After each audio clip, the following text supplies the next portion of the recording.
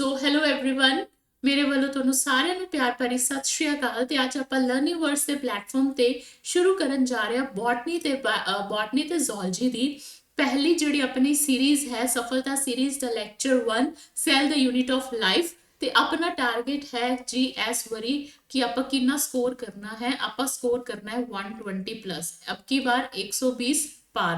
ਤੇ ਆਪਾਂ ਕਿਵੇਂ ਕਰਾਂਗੇ? ਸਭ ਤੋਂ ਪਹਿਲੇ ਅੱਜ ਆਪਾਂ ਕੁਝ ਕੁਐਸਚਨਸ ਅਟੈਂਪਟ ਕਰਾਂਗੇ ਐਮਸੀਕਿਊ ਦੇ ਫਾਰਮੈਟ ਵਿੱਚ। ਤੇ ਇਹ ਐਮਸੀਕਿਊਜ਼ ਨੂੰ ਤੁਸੀਂ ਅਟੈਂਪਟ ਕਰਨਾ ਹੈ। ਮੈਂ ਤੁਹਾਨੂੰ 10 ਸੈਕਿੰਡ ਦਾ ਟਾਈਮ ਦਵਾਂਗੀ ਆਨਸਰਸ ਨੂੰ ਰਿਪਲਾਈ ਕਰਨ ਵਾਸਤੇ, ਤਾਂ ਕਿ ਤੁਹਾਡਾ ਐਗਜ਼ਾਮ ਦੀ ਕਿੰਨੀ ਪ੍ਰੈਪਰੇਸ਼ਨ ਹੈ ਚੈੱਕ ਹੋ ਸਕੇ। ਠੀਕ ਹੈ, ਉਸ ਤੋਂ ਬਾਅਦ ਜਿਹੜੀ ਆਪਾਂ ਇੰਪੋਰਟੈਂਟ ਚੀਜ਼ ਕਰਨੀ ਹੈ ਕਿ ਕੱਲ ਤੋਂ ਤੁਹਾਡੀ ਥਿਊਰੀ ਵਾਲੇ ਲੈਕਚਰਸ ਵੀ ਆਣਗੇ।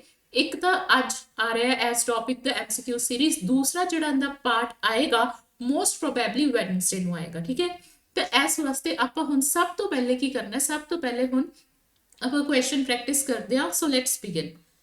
Let's move to the first question. ਤੇ ਫਰਸਟ ਕੁਐਸਚਨ ਤੁਹਾਡੀ ਸਕਰੀਨ ਤੇ ਹੈ, who first saw and described a living cell? ਸਭ ਤੋਂ ਪਹਿਲੇ ਲਿਵਿੰਗ ਸੈਲ ਕਿਹਨੇ ਦੇਖਿਆ ਸੀ? Yes, kindly answer. ਸਭ ਤੋਂ ਪਹਿਲੇ ਲਿਵਿੰਗ ਸੈਲ ਦੇਖਿਆ ਸੀ ਐਂਟੋਨ ਵੈਨ ਲੀਵਨਹੁੱਕ ਨੇ। ਤੇ ਜੇ ਤੁਹਾਡੇ ਮਨ 'ਚ ਡਾਊਟ ਆ ਰਿਹਾ ਕਿ ਰੋਬਰਟ ਹੁੱਕ ਨੇ ਵੀ ਤਾਂ ਸੈੱਲ ਹੀ ਦੇਖਿਆ ਸੀ, ਰੋਬਰਟ ਹੁੱਕ ਨੇ ਸੈੱਲ ਦੇਖਿਆ ਸੀ ਤੇ ਫਰਸਟ ਟਾਈਮ ਜਿਹੜਾ ਸੈੱਲ ਦੇਖਿਆ ਸੀ ਉਹ ਰੋਬਰਟ ਹੁੱਕ ਨੇ ਦੇਖਿਆ ਸੀ। ਬਟ ਇਹਦੇ ਵਿੱਚ ਕੀ ਚੀਜ਼ ਹੈ ਕਿ ਆਪਾਂ ਐਂਟੋਨ ਵੈਨ ਲੀਵਨਹੁੱਕ ਨੂੰ ਚੂਜ਼ ਕੀਤਾ? ਕਿਉਂਕਿ ਉਹਨਾਂ ਨੇ ਕੁਐਸਚਨ ਵਿੱਚ ਪੁੱਛਿਆ ਕਿ ਇਹਨਾਂ ਨੇ ਸਭ ਤੋਂ ਪਹਿਲੇ ਡਿਸਕ੍ਰਾਈਬ ਕੀਤਾ ਲਿਵਿੰਗ ਸੈੱਲ ਨੂੰ। ਜਦੋਂ ਲਿਵਿੰਗ ਸੈੱਲ ਦੀ ਗੱਲ ਆ ਗਈ ਨਾ, ਜਦੋਂ ਲਿਵਿੰਗ ਸੈੱਲ ਦੀ ਗੱਲ ਆ ਗਈ, ਫਿਰ ਆਪਣਾ ਆਨਸਰ ਐਂਟੋਨ ਵੈਨ ਲੀਵਨਹੁੱਕ ਹੋ ਜਾਂਦਾ ਹੈ। ਬਟ ਜੇ ਅਗਰ ਉਹ ਪੁੱਛਦੇ ਕਿ ਹੂ ਸੌ ਦ ਸੈਲ ਫਸਟ, ਫਿਰ ਆਪਣਾ ਆਨਸਰ ਕੀ ਹੁੰਦਾ? Robert hook. ਤੇ ਰੋਬਰਟ ਹੁੱਕ ਨੇ ਕੀ ਦੇਖਿਆ ਸੀ? ਡੈਡ ਸੈਲ ਦੇਖਿਆ ਸੀ। ਰੋਬਰਟ ਹੁੱਕ ਨੇ ਕੀ ਦੇਖਿਆ ਸੀ? ਡੈਡ ਸੈਲ ਦੇਖਿਆ ਸੀ। ਕਿਹਦੇ ਵਿੱਚ? ਕੋਰਕ ਵਿੱਚ। ਕਿਹਦੇ ਵਿੱਚ ਦੇਖਿਆ ਸੀ? ਕੋਰਕ ਵਿੱਚ ਇੱਕ ਡੈਡ ਸੈਲ ਨੂੰ ਦੇਖਿਆ ਸੀ। ਹੁਣ ਕੀ ਹੈ ਕਿ ਤੁਸੀਂ ਆ ਦੇਖੋ, ਆਪਾਂ ਇੱਕ ਕੁਐਸਚਨ ਕੀਤਾ, ਤੁਹਾਡੇ ਦੋ ਆਪਸ਼ਨਸ ਮੈਂ ਕਵਰ ਕਰਤੇ। ਇਹਦਾ ਮਤਲਬ ਕਿ ਤੁਹਾਡੇ ਦੋ ਕੁਐਸਚਨਸ ਕਵਰ ਹੋਏ ਇੱਕ ਕੁਐਸਚਨ ਵਿੱਚ, ਤੇ ਹੁਣ ਹੋਰ ਵੀ ਕਵਰ ਹੋਣਗੇ। ਜਿਹੜਾ ਆਪਸ਼ਨ ਨੰਬਰ ਏ ਹੈ, ਆਪਸ਼ਨ ਨੰਬਰ ਏ ਦਿੱਤਾ ਹੋਇਆ ਆਪਾਂ ਨੂੰ ਰੋਬਰਟ ਬਰਾਊਨ। ਆਪਸ਼ਨ ਨੰਬਰ ਏ ਕੀ ਦਿੱਤਾ ਹੋਇਆ ਆਪਾਂ ਨੂੰ? Robert brown. ਰੋਬਰਟ ਬਰਾਊਨ ਨੇ ਕੀ ਡਿਸਕਵਰ ਕੀਤਾ ਸੀ? ਰੋਬਰਟ ਬਰਾਊਨ ਨੇ ਡਿਸਕਵਰ ਕੀਤਾ ਸੀ ਆਪਣਾ ਨਿਊਕਲੀਅਸ। ਠੀਕ ਹੈ, ਤੇ ਜਿਹੜਾ ਡੀ ਆਪਸ਼ਨ ਹੈ ਉਹ ਹੈ ਪਰਕਿੰਜੇ। ਤੇ ਪਰਕਿੰਜੇ ਨੇ ਕੀ ਕੀਤਾ ਸੀ? ਪਰਕਿੰਜੇ ਨੇ ਆਪਾਂ ਨੂੰ ਦੱਸਿਆ ਸੀ, ਕਿਹਦੀ ਟਰਮ ਬਾਰੇ ਦੱਸਿਆ ਸੀ? ਪ੍ਰੋਟੋਪਲਾਜ਼ਮ। ਪ੍ਰੋਟੋਪਲਾਜ਼ਮ ਟਰਮ ਬਾਰੇ ਆਪਾਂ ਨੂੰ ਪਰਕਿੰਜੇ ਨੇ ਦੱਸਿਆ ਸੀ। ਤੇ ਪ੍ਰੋਟੋਪਲਾਜ਼ਮ ਕੀ ਹੁੰਦਾ ਹੈ? ਪ੍ਰੋਟੋਪਲਾਜ਼ਮ ਹੁੰਦਾ ਹੈ ਸੈਲ ਮੈਂਬਰੇਨ ਪਲੱਸ ਜਿਹੜਾ ਆਪਣਾ ਨਿਊਕਲੀਅਸ ਹੈ, ਉਹਨਾਂ ਦੋਨਾਂ ਨੂੰ ਮਿਲਾ ਕੇ ਆਪਾਂ ਕੀ ਕਹਿੰਦੇ ਆ? ਪ੍ਰੋਟੋਪਲਾਜ਼ਮ। ਪ੍ਰੋਟੋਪਲਾਜ਼ਮ ਕਿਹਨੂੰ ਕਹਿੰਦੇ ਆ? ਸੈਲ ਮੈਂਬਰੇਨ ਪਲੱਸ ਨਿਊਕਲੀਅਸ ਨੂੰ ਮਿਲਾ ਕੇ। I think I am very clear. ਕਿਸੇ ਨੂੰ ਡਾਊਟ ਹੈ ਫਸਟ ਕੁਐਸਚਨ ਵਿੱਚ? ਸਰ, ਤਾਂ ਜੇ ਤੁਹਾਡੇ ਕੋਲ ਪੁੱਛਿਆ ਜਾਏ ਕਿ ਲਿਵਿੰਗ ਸੈਲ ਕਿਹਨੇ ਡਿਸਕਵਰ ਕੀਤਾ ਸੀ, ਤਾਂ ਆਪਾਂ ਕੀ ਆਨਸਰ ਦੇਵਾਂਗੇ? Anton van Leeuwenhoek. ਠੀਕ ਹੈ, ਹੁਣ ਦੂਸਰਾ ਕੁਐਸਚਨ ਤੁਹਾਡੀ ਸਕਰੀਨ ਤੇ ਆ ਹੈ, who gave final shape to cell theory? ਆਪਣੇ ਕੋਲ ਜੇ ਕੁਐਸਚਨ ਆਏ ਕਿ ਸੈਲ ਥਿਊਰੀ ਫਾਰਮੂਲੇਟ ਕਿੰਨੇ ਕੀਤੀ ਹੈ, ਜੇ ਆਪਣੇ ਕੋਲ ਕੁਐਸਚਨ ਆਏ ਕਿ ਸੈਲ ਥਿਊਰੀ ਫਾਰਮੂਲੇਟ ਕਿੰਨੇ ਕੀਤੀ ਹੈ, ਫਿਰ ਆਪਣਾ ਆਨਸਰ ਹੋਏਗਾ ਸ਼ਲੈਡਨ ਤੇ ਸ਼ਵਾਨ, ਮੈਥਿਅਸ ਸ਼ਲੈਡਨ ਤੇ ਸ਼ਵਾਨ। ਠੀਕ ਹੈ, ਸ਼ਲੈਡਨ ਸੀਗੇ ਬ੍ਰਿਟਿਸ਼, ਸ਼ਲੈਡਨ ਕੀ ਹੈਗੇ ਸੀ? ਸ਼ਲੈਡਨ ਹੈਗੇ ਸੀ ਬੋਟਨਿਸਟ ਤੇ ਸ਼ਵਾਨ ਹੈਗੇ ਸੀ ਜ਼ੂਲੌਜਿਸਟ। ਠੀਕ ਹੈ, ਬਟ ਜਿਹੜੀ ਫਾਈਨਲ ਸ਼ੇਪ ਦਿੱਤੀ ਸੀ ਨਾ ਸੈਲ ਥਿਊਰੀ ਨੂੰ, ਉਹ ਦਿੱਤੀ ਸੀ ਰਿਡੋਲਫ ਵਰਚੋ ਨੇ। ਉਹ ਦਿੱਤੀ ਸੀ ਰਿਡੋਲਫ ਵਰਚੋ ਨੇ 1855 ਦੇ ਅੰਦਰ।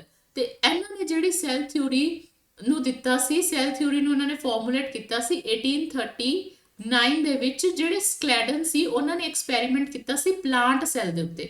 ਪਲਾਂਟ ਸੈਲ ਦੇ ਉੱਤੇ ਕਿੰਨੇ ਐਕਸਪੈਰੀਮੈਂਟ ਕੀਤਾ ਸੀ? ਸਕਲੈਡਨ ਨੇ। ਠੀਕ ਹੈ, ਤੇ ਸ਼ਵਾਨ ਨੇ ਕੀਤਾ ਸੀ ਐਨੀਮਲ ਸੈਲ ਦੇ ਉੱਪਰ। ਠੀਕ ਹੈ, ਤੇ ਇਹਨਾਂ ਦੋਵਾਂ ਨੇ ਕੀ ਦੱਸਿਆ? ਇਹਨਾਂ ਦੋਵਾਂ ਨੇ ਦੱਸਿਆ ਕਿ ਜਿਹੜੇ ਆਰਗੈਨਿਜ਼ਮਸ ਨੇ ਉਹ ਕਿਹਦੇ ਤੋਂ ਬਣਦੇ ਨੇ? ਆਰਗੈਨਿਜ਼ਮ ਬਣਦਾ ਹੈ ਸੈਲ ਤੋਂ, ਸੈਲ ਐਂਡ ਇਟਸ ਪ੍ਰੋਡਕਟਸ ਤੋਂ। ਠੀਕ ਹੈ, ਸੈਲ ਤੋਂ ਕੀ ਬਣਦਾ? ਆਰਗੈਨਿਜ਼ਮ। ਇਹ ਕਿਹਨੇ ਦੱਸਿਆ ਆਪਾਂ ਨੂੰ? ਸ਼ਵਾਨ ਤੇ ਸਕਲੈਡਨ ਦੀ ਸੈਲ ਥਿਊਰੀ ਨੇ ਇਹਨਾਂ ਨੇ ਕੀਤੀ ਸੈਲ ਥਿਊਰੀ ਫਾਰਮੂਲੇਟ। ਬਟ ਜਿਹੜੀ ਫਾਈਨਲ ਸ਼ੇਪ ਸੀ, ਇਹਨਾਂ ਨੂੰ ਇਹ ਚੀਜ਼ ਨਹੀਂ ਪਤਾ ਸੀਗਾ ਕਿ ਜਿਹੜੇ ਸੈਲਸ ਨੇ ਆ ਕਿੱਥੋਂ ਰਹੇ ਨੇ। ਠੀਕ ਹੈ, ਫਿਰ ਜਿਹੜੇ ਰੋਡੋਲਫ ਵਰਚੋ ਸੀ ਉਹਨਾਂ ਨੇ ਫਾਈਨਲ ਸ਼ੇਪ ਦਿੱਤੀ ਸੈਲ ਥਿਊਰੀ ਨੂੰ, ਤੇ ਇਹਨਾਂ ਨੇ ਕੀ ਦੱਸਿਆ ਕਿ ਜਿਹੜਾ ਨਵਾਂ ਸੈੱਲ ਹੈ ਉਹ ਕਿੱਥੋਂ ਰਾਈਜ਼ ਹੁੰਦਾ ਹੈ? ਪ੍ਰੀ ਐਗਜ਼ਿਸਟਿੰਗ ਸੈੱਲ ਤੋਂ। ਨਵਾਂ ਸੈੱਲ ਕਿੱਥੋਂ ਰਾਈਜ਼ ਹੁੰਦਾ ਹੈ? ਪ੍ਰੀ ਐਗਜ਼ਿਸਟਿੰਗ ਸੈੱਲ ਤੋਂ। ਕਿ ਜਿਹੜਾ ਨਵਾਂ ਸੈੱਲ ਹੈ ਉਹ ਡਿਵਾਈਡ ਹੋ ਕੇ ਬਣਦਾ ਹੈ from a pre existing cells, ਜਿਹੜਾ ਸੈੱਲ ਪਹਿਲੇ ਹੀ ਐਗਜ਼ਿਸਟ ਕਰ ਰਿਹਾ ਹੈ। ਠੀਕ ਹੈ, now let's move to the next question. ਹੁਣ ਜੇ ਤੁਹਾਨੂੰ ਪੁੱਛਿਆ ਜਾਏ ਕਿ ਜਿਹੜੀ ਆਪਣੀ ਸੈੱਲ ਦੀ ਥਿਊਰੀ ਆ ਕਿੰਨੇ ਦਿੱਤੀ ਹੈ ਤਾਂ ਆਪਾਂ ਕੀ ਆਨਸਰ ਦੇਵਾਂਗੇ? ਰਡੋਲਫ ਵਰਚੋ ਨੇ ਫਾਈਨਲ ਸ਼ੇਪ ਦਿੱਤੀ ਹੈ। ਜੇ ਤੁਹਾਨੂੰ ਪੁੱਛਿਆ ਜਾਏ ਕਿ ਫਾਰਮੂਲੇਟ ਕਿੰਨੇ ਕੀਤੀ ਸੀ, ਸ਼ੁਰੂਆਤ ਕਿੰਨੇ ਕੀਤੀ ਸੀ, ਫਿਰ ਆਏਗਾ ਸਕਲੈਡਨ ਤੇ ਸ਼ਵਾਨ ਦਾ ਨਾਮ। ਠੀਕ ਹੈ, let's move to the next question. Which one is exception to the cell theory? ਦੇਖੋ ਜਿਹੜਾ ਬੈਕਟੀਰੀਆ ਹੈ, ਪੀਪੀਐਲਓ ਹੈ, ਇਹ ਕੀ ਨੇ? ਇਹ ਨੇ ਆਪਣੇ ਯੂਨੀਸੈਲੂਲਰ ਆਰਗੈਨਿਜ਼ਮ। ਇਹ ਕੀ ਨੇ? ਯੂਨੀਸੈਲੂਲਰ ਆਰਗੈਨਿਜ਼ਮ। ਤੇ ਜਿਹੜਾ ਐਲਗੀ ਹੈ ਉਹ ਮਲਟੀ ਸੈਲੂਲਰ ਆਰਗੈਨਿਜ਼ਮ ਹੈ। ਠੀਕ ਹੈ ਨਾ, ਆਰਗੈਨਿਜ਼ਮ ਦੋ ਤਰ੍ਹਾਂ ਦੇ ਹੋ ਸਕਦੇ ਨੇ, ਮਲਟੀ ਸੈਲੂਲਰ ਤੇ ਯੂਨੀਸੈਲੂਲਰ। ਪਰ ਜਿਹੜਾ ਵਾਇਰਸ ਹੈ ਨਾ, ਵਾਇਰਸ ਨੂੰ ਲਿਵਿੰਗ ਹੀ ਨਹੀਂ ਮੰਨਿਆ ਜਾਂਦਾ। ਜਿਹੜਾ ਵਾਇਰਸ ਹੈ ਉਹਨੂੰ ਲਿਵਿੰਗ ਹੀ ਨਹੀਂ ਮੰਨਿਆ ਜਾਂਦਾ, ਤਾਂ ਕਰਕੇ ਜਿਹੜਾ ਵਾਇਰਸ ਹੈ ਇਹ ਕੀ ਹੈ? Exception to cell theory. Exception to cell theory ਕੌਣ ਹੈ? ਆਪਣਾ ਵਾਇਰਸ ਐਕਸੈਪਸ਼ਨ ਹੈ ਸੈਲ ਥਿਊਰੀ ਦਾ। ਕਿਉਂ? ਕਿਉਂਕਿ ਇਹ ਕਦੋਂ ਐਕਟੀਵੇਟ ਹੁੰਦਾ ਹੈ? ਐਕਟੀਵੇਟ ਉਦੋਂ ਹੁੰਦਾ ਹੈ ਜਦੋਂ ਆਪਦੇ ਹੋਸਟ ਦੇ ਵਿੱਚ ਜਾ ਕੇ, ਕਿਸੇ ਵੀ ਹੋਸਟ ਦੇ ਵਿੱਚ ਜਾ ਕੇ ਐਕਟੀਵੇਟ ਹੁੰਦਾ ਹੈ ਜਦੋਂ ਉਹਨੂੰ ਕੀ ਮਿਲਦੀ ਹੈ? ਮਸ਼ੀਨਰੀ ਮਿਲਦੀ ਹੈ। ਜਦੋਂ ਉਹਨੂੰ ਕੀ ਮਿਲਦੀ ਹੈ? ਸੈਲ ਦੀ ਮਸ਼ੀਨਰੀ ਮਿਲਦੀ ਹੈ। ਤੇ ਜਿਹੜਾ ਵਾਇਰਸ ਹੈ ਆਪਦੇ ਆਪ ਵਿੱਚ ਕੀ ਹੈ? ਇਹ ਸਿਰਫ ਇੱਕ ਡੀਐਨਏ ਹੈ। ਇੱਕ ਸਿਰਫ ਕੀ ਹੈ? ਡੀਐਨਏ ਜਾਂ ਜੈਨੇਟਿਕ ਮਟੀਰੀਅਲ ਹੈ ਜਿਹੜਾ ਕਿ ਨੋਨ ਲਿਵਿੰਗ ਹੈ। ਬਟ ਲਿਵਿੰਗ ਕਦੋਂ ਹੁੰਦਾ ਹੈ? ਹੋਸਟ ਵਿੱਚ ਜਾ ਕੇ। ਠੀਕ ਹੈ, ਤਾਂ ਸੈਲ ਥਿਊਰੀ ਦਾ ਐਕਸੈਪਸ਼ਨ ਕੀ ਹੋਇਆ? ਸੈਲ ਥਿਊਰੀ ਦਾ ਐਕਸੈਪਸ਼ਨ ਹੋਇਆ ਆਪਣਾ ਵਾਇਰਸ। ਠੀਕ ਹੈ, ਨੈਕਸਟ ਚੀਜ਼, what is the main arena of cellular activities in both plant and animal cell? ਜਿਹੜੀ ਸਾਰੀ ਦੀ ਸਾਰੀ ਸੈਲੂਲਰ ਐਕਟੀਵਿਟੀਜ਼ ਹੁੰਦੀਆਂ ਨੇ ਉਹ ਕਿਹਦੇ ਵਿੱਚ ਹੁੰਦੀਆਂ ਨੇ? ਕਿ ਉਹ ਨਿਊਕਲੀਅਸ ਵਿੱਚ ਹੁੰਦੀਆਂ ਨੇ, ਜਾਂ ਫਿਰ ਉਹ ਰਾਈਬੋਸੋਮ ਵਿੱਚ ਹੁੰਦੀਆਂ ਨੇ, ਜਾਂ ਫਿਰ ਸਾਈਟੋਪਲਾਜ਼ਮ ਵਿੱਚ, ਜਾਂ ਫਿਰ ਸੈਲ ਮੈਂਬਰੇਨ ਵਿੱਚ। ਤਾਂ ਕੀ ਹੈ ਤੁਹਾਡਾ ਆਨਸਰ? ਜਿਹੜਾ ਸਾਈਟੋਪਲਾਜ਼ਮ ਹੈ ਨਾ, ਜਿਹੜਾ ਸੈਲ ਦਾ ਸਾਈਟੋਪਲਾਜ਼ਮ ਹੈ, ਇਹ ਹੈ ਅਰੀਨਾ ਆਫ ਸੈਲੂਲਰ ਐਕਟੀਵਿਟੀਜ਼। ਇੱਥੇ ਜਿਹੜੀਆਂ ਵੀ ਐਕਟੀਵਿਟੀਜ਼ ਹੁੰਦੀਆਂ ਨੇ, ਜਿਹੜੀਆਂ ਵੀ ਰਿਐਕਸ਼ਨਸ ਹੁੰਦੀਆਂ ਨੇ ਸੈਲ ਵਿੱਚ, ਉਹ ਕਿੱਥੇ ਹੁੰਦੀਆਂ ਨੇ? ਸੈਲ ਮੈਂਬਰੇਨ ਦੇ ਵਿੱਚ। ਉਹ ਕਿੱਥੇ ਹੋਣਗੀਆਂ? ਸੈਲ ਮੈਂਬਰੇਨ ਦੇ ਵਿੱਚ। ਉਹ ਸੌਰੀ ਕਿਹਦੇ ਵਿੱਚ ਹੋਣਗੀਆਂ? ਆਈ ਐਮ ਰੀਅਲੀ ਵੈਰੀ ਸੌਰੀ, ਕਿਹਦੇ ਵਿੱਚ ਹੋਣਗੀਆਂ? ਸਾਈਟੋਪਲਾਜ਼ਮ ਦੇ ਵਿੱਚ। ਆ ਦੇਖੋ ਜਿਵੇਂ ਕਿ ਆ ਹੈ ਤੁਹਾਡੇ ਸੈਲ ਦਾ ਸਟਰਕਚਰ। ਠੀਕ ਹੈ, ਸੈਲ ਦੇ ਸਟਰਕਚਰ ਦੇ ਵਿੱਚ ਹੁਣ ਇੱਥੇ ਕੀ ਹੋਏਗਾ? ਇਹ ਹੋ ਗਈ ਆਪਣੀ ਸੈਲ ਮੈਂਬਰੇਨ। ਇਹ ਕੀ ਹੋ ਗਈ? ਆਪਣੀ cell the membrane. I am really very sorry. ਹਾਂ, ਇਹ ਕੀ ਹੋ ਗਈ? ਆਪਣੀ ਸੈਲ ਦੀ ਮੈਂਬਰੇਨ। ਠੀਕ ਹੈ, ਸੈਲ ਦੇ ਵਿੱਚ ਇੱਥੇ ਕੀ ਹੋਏਗਾ? ਸਾਈਟੋਪਲਾਜ਼ਮ। ਇੱਥੇ ਕੀ ਹੋਏਗਾ? ਸਾਈਟੋਪਲਾਜ਼ਮ। ਤੇ ਜਿਹੜੀ ਸਾਰੀ ਦੀ ਸਾਰੀ ਰਿਐਕਸ਼ਨਸ ਨੇ ਤੁਹਾਡੀ ਬੋਡੀ ਵਿੱਚ, ਕਿੰਨੀਆਂ ਸਾਰੀਆਂ ਰਿਐਕਸ਼ਨਸ, ਬਾਇਓਕੈਮੀਕਲ ਰਿਐਕਸ਼ਨਸ ਹੋ ਰਹੀਆਂ ਨੇ ਜਿਹਦੇ ਵਾਸਤੇ ਤੁਸੀਂ ਜ਼ਿੰਦਾ ਰਹਿ ਰਹੇ ਹੋ। ਜੇ ਉਹ ਰਿਐਕਸ਼ਨਸ ਹੋਣੀਆਂ ਬੰਦ ਹੋ ਜਾਣਗੀਆਂ ਤਾਂ ਤੁਸੀਂ ਜੀ ਵੀ ਨਹੀਂ ਪਾਓਗੇ। ਤਾਂ ਕਰਕੇ ਆਪਾਂ ਕੀ ਕਹਿੰਦੇ ਹਾਂ, ਜਿਹੜੀ ਸੈਲੂਲਰ ਐਕਟੀਵਿਟੀਜ਼ ਹੁੰਦੀਆਂ ਨੇ ਜਾਂ ਜਿਹੜੀ ਰਿਐਕਸ਼ਨਸ ਹੁੰਦੀਆਂ ਨੇ ਆਪਣੀ ਬੋਡੀ ਦੀਆਂ, ਉਹ ਸਾਰੀਆਂ ਦੀਆਂ ਸਾਰੀਆਂ ਕਿੱਥੇ ਹੁੰਦੀਆਂ ਨੇ? ਸੈਲ ਦੇ ਸਾਈਟੋਪਲਾਜ਼ਮ ਦੇ ਵਿੱਚ। ਤੇ ਸੈਲ ਵਿੱਚ ਹੋਰ ਕੀ ਪ੍ਰੈਜ਼ੈਂਟ ਹੋਏਗਾ? ਨਿਊਕਲੀਅਸ। ਤੇ ਨਿਊਕਲੀਅਸ ਦਾ ਕੀ ਕੰਮ ਹੈ? ਨਿਊਕਲੀਅਸ ਦਾ ਕੰਮ ਹੈ ਕਿ ਇਨਫੋਰਮੇਸ਼ਨ ਪ੍ਰੋਵਾਈਡ ਕਰਨਾ। ਨਿਊਕਲੀਅਸ ਦਾ ਕੀ ਕੰਮ ਹੈ? ਇਨਫੋਰਮੇਸ਼ਨ ਪ੍ਰੋਵਾਈਡ ਕਰਨਾ। ਇਹ ਕੀ ਆਪਣਾ ਜੈਨੇਟਿਕ ਮਟੀਰੀਅਲ ਨੂੰ ਕੈਰੀ ਕਰਦਾ ਹੈ। ਕਿਹਨੂੰ ਕੈਰੀ ਕਰਦਾ ਹੈ? ਜੈਨੇਟਿਕ ਮਟੀਰੀਅਲ ਨੂੰ ਕੈਰੀ ਕਰਦਾ ਕਿ ਕਿਸ ਤਰ੍ਹਾਂ ਦੇ ਆਪਣੇ ਵਿੱਚ ਐਕਸਪ੍ਰੈਸ਼ਨ ਆਏਗਾ। ਉਹ ਕਿਹਦਾ ਕੰਮ ਹੈ? ਨਿਊਕਲੀਅਸ ਦਾ ਕੰਮ ਹੈ। ਦੂਸਰਾ ਕੰਮ ਰਾਈਬੋਸੋਮ ਕੀ ਕਰਦਾ ਹੈ? ਰਾਈਬੋਸੋਮ ਬਣਾਉਂਦਾ ਪ੍ਰੋਟੀਨ। ਰਾਈਬੋਸੋਮ ਕੀ ਬਣਾਉਂਦਾ? ਪ੍ਰੋਟੀਨ। ਰਾਈਬੋਸੋਮ ਦਾ ਕੰਮ ਹੈ ਪ੍ਰੋਟੀਨ ਸਿੰਥੇਸਿਸ। ਠੀਕ ਹੈ, ਉਸ ਤੋਂ ਬਾਅਦ ਜਿਹੜੀ ਸੈਲ ਮੈਂਬਰੇਨ ਹੈ, ਜਿਹੜੀ ਸੈਲ ਮੈਂਬਰੇਨ ਹੈ ਉਹ ਕੀ ਕਰਾਉਂਦੀ ਹੈ? ਸੈਲ ਮੈਂਬਰੇਨ ਇੱਕ ਤਾਂ ਪ੍ਰੋਟੈਕਟਿਵ ਕਵਰਿੰਗ ਹੋ ਗਈ ਆਪਣੇ ਸੈਲ ਦੀ, ਉਹਨੂੰ ਕੰਪਾਰਟਮੈਂਟਲਾਈਜ਼ ਕਰਕੇ ਰੱਖਦੀ ਹੈ। ਠੀਕ ਹੈ, ਦੂਸਰੀ ਹੈ ਇੱਕ ਤਾਂ ਇਹ ਹੋਗੀ ਆਊਟਰ ਕਵਰਿੰਗ ਆਫ ਸੈਲ। ਦੂਸਰੀ ਇੰਪੋਰਟੈਂਟ ਚੀਜ਼ ਕੀ ਹੈ ਸੈਲ ਮੈਂਬਰੇਨ ਦੀ? ਜਿਹੜੀ ਸੈਲ ਮੈਂਬਰੇਨ ਹੈ ਉਹ ਕੀ ਹੈ? ਸਿਲੈਕਟਿਵਲੀ ਪਰਮੀਏਬਲ। ਸੈਲ ਮੈਂਬਰੇਨ ਕੀ ਹੈ? ਸਿਲੈਕਟਿਵਲੀ ਪਰਮੀਏਬਲ, ਕਿ ਕੁਝ ਕੋ ਜਿਹੜੇ ਸੋਲਿਊਟ ਪਾਰਟੀਕਲਸ ਨੇ ਉਹੀ ਆ ਸਕਦੇ ਨੇ, ਸਾਰੇ ਦੇ ਸਾਰੇ ਪਾਰਟੀਕਲਸ ਅੰਦਰ ਨਹੀਂ ਆ ਸਕਦੇ। ਤਾਂ ਜਿਹੜੇ ਮੈਕਰੋ ਮੋਲੀਕਿਊਲਸ ਨੂੰ ਇਹ ਅੰਦਰ ਨਹੀਂ ਆਉਣ ਦਿੰਦੀ ਤੇ ਕੁਝ ਸਿਲੈਕਟਿਵ ਪਾਰਟੀਕਲਸ ਨੂੰ ਹੀ ਸੈਲ ਦੇ ਅੰਦਰ ਜਾਣ ਦਿੰਦੀ ਹੈ। ਤਾਂ ਕਰਕੇ ਆਪਾਂ ਕੀ ਕਹਿੰਦੇ ਆ, ਜਿਹੜੀ ਸੈਲ ਮੈਂਬਰੇਨ ਹੈ ਉਹ ਕੀ ਹੈ? ਸਿਲੈਕਟਿਵਲੀ ਪਰਮੀਏਬਲ। ਤੇ ਜਿਹੜੀ ਸੈਲ ਮੈਂਬਰੇਨ ਹੈ ਉਹਦਾ ਨਾਮ ਹੋਰ ਵੀ ਕੀ ਹੈ? ਪਲਾਜ਼ਮਾ ਮੈਂਬਰੇਨ ਜਾਂ ਪਲਾਜ਼ਮਾ ਲੈਮਾ। ਆਪਾਂ ਕਿਹਨੂੰ ਕਹਿੰਦੇ ਆ? ਸੈਲ ਮੈਂਬਰੇਨ ਨੂੰ ਹੀ ਕਹਿੰਦੇ ਆ। ਹੁਣ ਤੁਸੀਂ ਦੇਖੋ, ਤੁਸੀਂ ਇੱਕ ਕੁਐਸਚਨ ਕੀਤਾ। ਠੀਕ ਹੈ, ਇੱਕ ਕੁਐਸਚਨ ਕੀਤਾ, ਆਨਸਰ ਸੀ ਸਾਈਟੋਪਲਾਜ਼ਮ। ਐਂਡ ਦੇ ਵਿੱਚ ਹੀ ਆਪਾਂ ਚਾਰੋਂ ਦੇ ਚਾਰੋਂ ਆਪਸ਼ਨਸ ਨੂੰ ਡਿਸਕਸ ਕਰਕੇ ਨਾਲ 3 ਹੋਰ ਕੁਐਸਚਨ ਕਰ ਲਏ। ਮਤਲਬ ਇੱਕ ਕੁਐਸਚਨ ਵਿੱਚ ਤੁਹਾਡੇ 4 ਕੁਐਸਚਨ ਸੰਮਿਲਿਤ ਨੇ। ਤਾਂ ਚੰਗੀ ਤਰ੍ਹਾਂ ਲੈਕਚਰਸ ਨੂੰ ਦੇਖਣਾ ਤਾਂ ਕਰਕੇ ਤੁਹਾਨੂੰ ਸਾਰੀ ਚੀਜ਼ਾਂ ਇੱਥੇ ਕਲੀਅਰ ਹੋਣ। ਠੀਕ ਹੈ, ਦੂਸਰੀ ਚੀਜ਼, ਹੁਣ ਆਪਣਾ ਨੈਕਸਟ ਕੁਐਸਚਨ ਹੈ ਵਿਚ of the following is the largest isolated egg. ਆਪਣਾ ਸਭ ਤੋਂ ਜਿਹੜਾ ਲਾਰਜੈਸਟ ਆਈਸੋਲੇਟਿਡ ਐਗ ਹੈ ਉਹ ਕਿਹੜਾ ਹੈ? ਉਹ ਹੈ ਜੀ ਆਸਟ੍ਰਿਚ ਦਾ ਐਗ। ਬਟ ਜੇ ਆਪਾਂ ਗੱਲ ਕਰੀਏ ਨਰਵ ਸੈਲ ਦੀ, ਤੇ ਨਰਵ ਸੈਲ ਕੀ ਹੈ? Longest cell. ਲੌਂਗੈਸਟ ਸੈਲ ਕਿਹੜਾ ਹੈ? Nerve cell. ਨਰਵ ਸੈਲ ਨੂੰ ਲੰਬਾ ਹੋਣਾ ਹੀ ਪਏਗਾ। ਕਿਉਂ? क्योंकि इन्हें की करना है, इन्हें पहुंचानी है खबर, इंफॉर्मेशन पास ऑन करनी है from one cell to next cell, है ना, नर्व इंपल्स कंडक्शन करानी है, मैसेज भेजना है from body to different, from brain to different parts. तो जो नर्व सेल है उनकी लेंथ ज़्यादा ही होनी चाहिए है। तो जो अपना नर्व सेल है that is the longest cell. जे ਆਪਾਂ ਨੂੰ ਪੁੱਛਿਆ ਜੇ ਲਾਰਜੈਸਟ ਸੈਲ ਉਹ ਕੀ ਹੈ, ਆਸਟ੍ਰਿਚ ਦਾ ਜਿਹੜਾ ਐਗ ਹੈ, ਠੀਕ ਹੈ। ਹੁਣ ਆਪਾਂ ਜੇ ਗੱਲ ਕਰੀਏ ਆਰਬੀਸੀ ਦੀ, ਤੇ ਜਿਹੜੀ ਆਰਬੀਸੀ ਹੁੰਦੀ ਹੈ ਕੀ ਹੁੰਦੀ ਹੈ, ਜਿਹੜੇ ਆਰਬੀਸੀ ਹੁੰਦੇ ਨੇ ਇਹ ਹੁੰਦੇ ਨੇ disc shaped biconcave, disc shaped biconcave cell. ਜੇ ਤੁਹਾਨੂੰ ਪੁੱਛ ਲਿਆ ਜਾਏ ਤਾਂ ਉਹ ਕੀ ਹੈ, ਆਰਬੀਸੀਜ਼ ਨੇ, ਠੀਕ ਹੈ। दूसरा फिर इतने पीपीएलओ दिता होया, पीपीएलओ का इतने कोई कम नहीं है, बट एक ही है स्मॉलेस्ट सेल। स्मॉलेस्ट सेल अपना केड़ा होएगा, पीपीएलओ का होएगा। एक ही है यूनिसेलुलर ऑर्गेनिज्म, एक ही है यूनिसेलुलर ऑर्गेनिज्म, ठीक है। जेड़ा आरबीसी का डायमीटर हुंदा ना, आरबीसी का डायमीटर हुंदा है अराउंड 7 माइक्रोमीटर। आरबीसी का डायमीटर कितना होंदा है, अराउंड 7 माइक्रोमीटर। तो जिहड़ी मतलब जेड़ा अपना सैल फंक्शन परफॉर्म करता है ना, उनके बेसिस ते उनकी शेप भी डिसाइड होती है। मान लो जिवें नर्व सैल है, ठीक है, ब्रेन ने पूरे बॉडी पार्ट्स नूं, पूरे हर एक चीज़ नूं ब्रेन ने मैसेज भेजना है नर्व सैल के थ्रू। तां करके जिहड़े नर्व सैल्स ने वो इलोंगेटेड हुंदे ने, लंबे लंबे हुंदे ने, ठीक है, उन्हां दी लेंथ लंबी हुंदी है। हुण जिवें आरबीसीज ने बाइकॉनकेव ने, डिस्क लाइक हुंदे ने, ताकि आर्टरीज विचों चंगी तरह पास हो सकन, ठीक है। जिहड़े हुण अपने जे आपां गल करिए डब्ल्यूबीसी दी, जे आप गल करते हैं डब्ल्यूबीसी की, तो डब्ल्यूबीसी पता किवें हुंदे ने, एमीबॉयड शेप दे हुंदे ने, एमीबा दी शेप दे हुंदे ने। क्यों, क्योंकि एमीबा दी कोई भी शेप नहीं हुंदी, तां क्यों कर किस करके, बट अपने डब्ल्यूबीसी इस तरह दे हुंदे ने। क्यों, क्योंकि डिपेंड करते अपने फंक्शन ते डब्ल्यूबीसी का फंक्शन की है, डब्ल्यूबीसी का फंक्शन है तुहानूं डिफरेंट डिफरेंट डिजीज़ तो प्रोटैक्ट करना।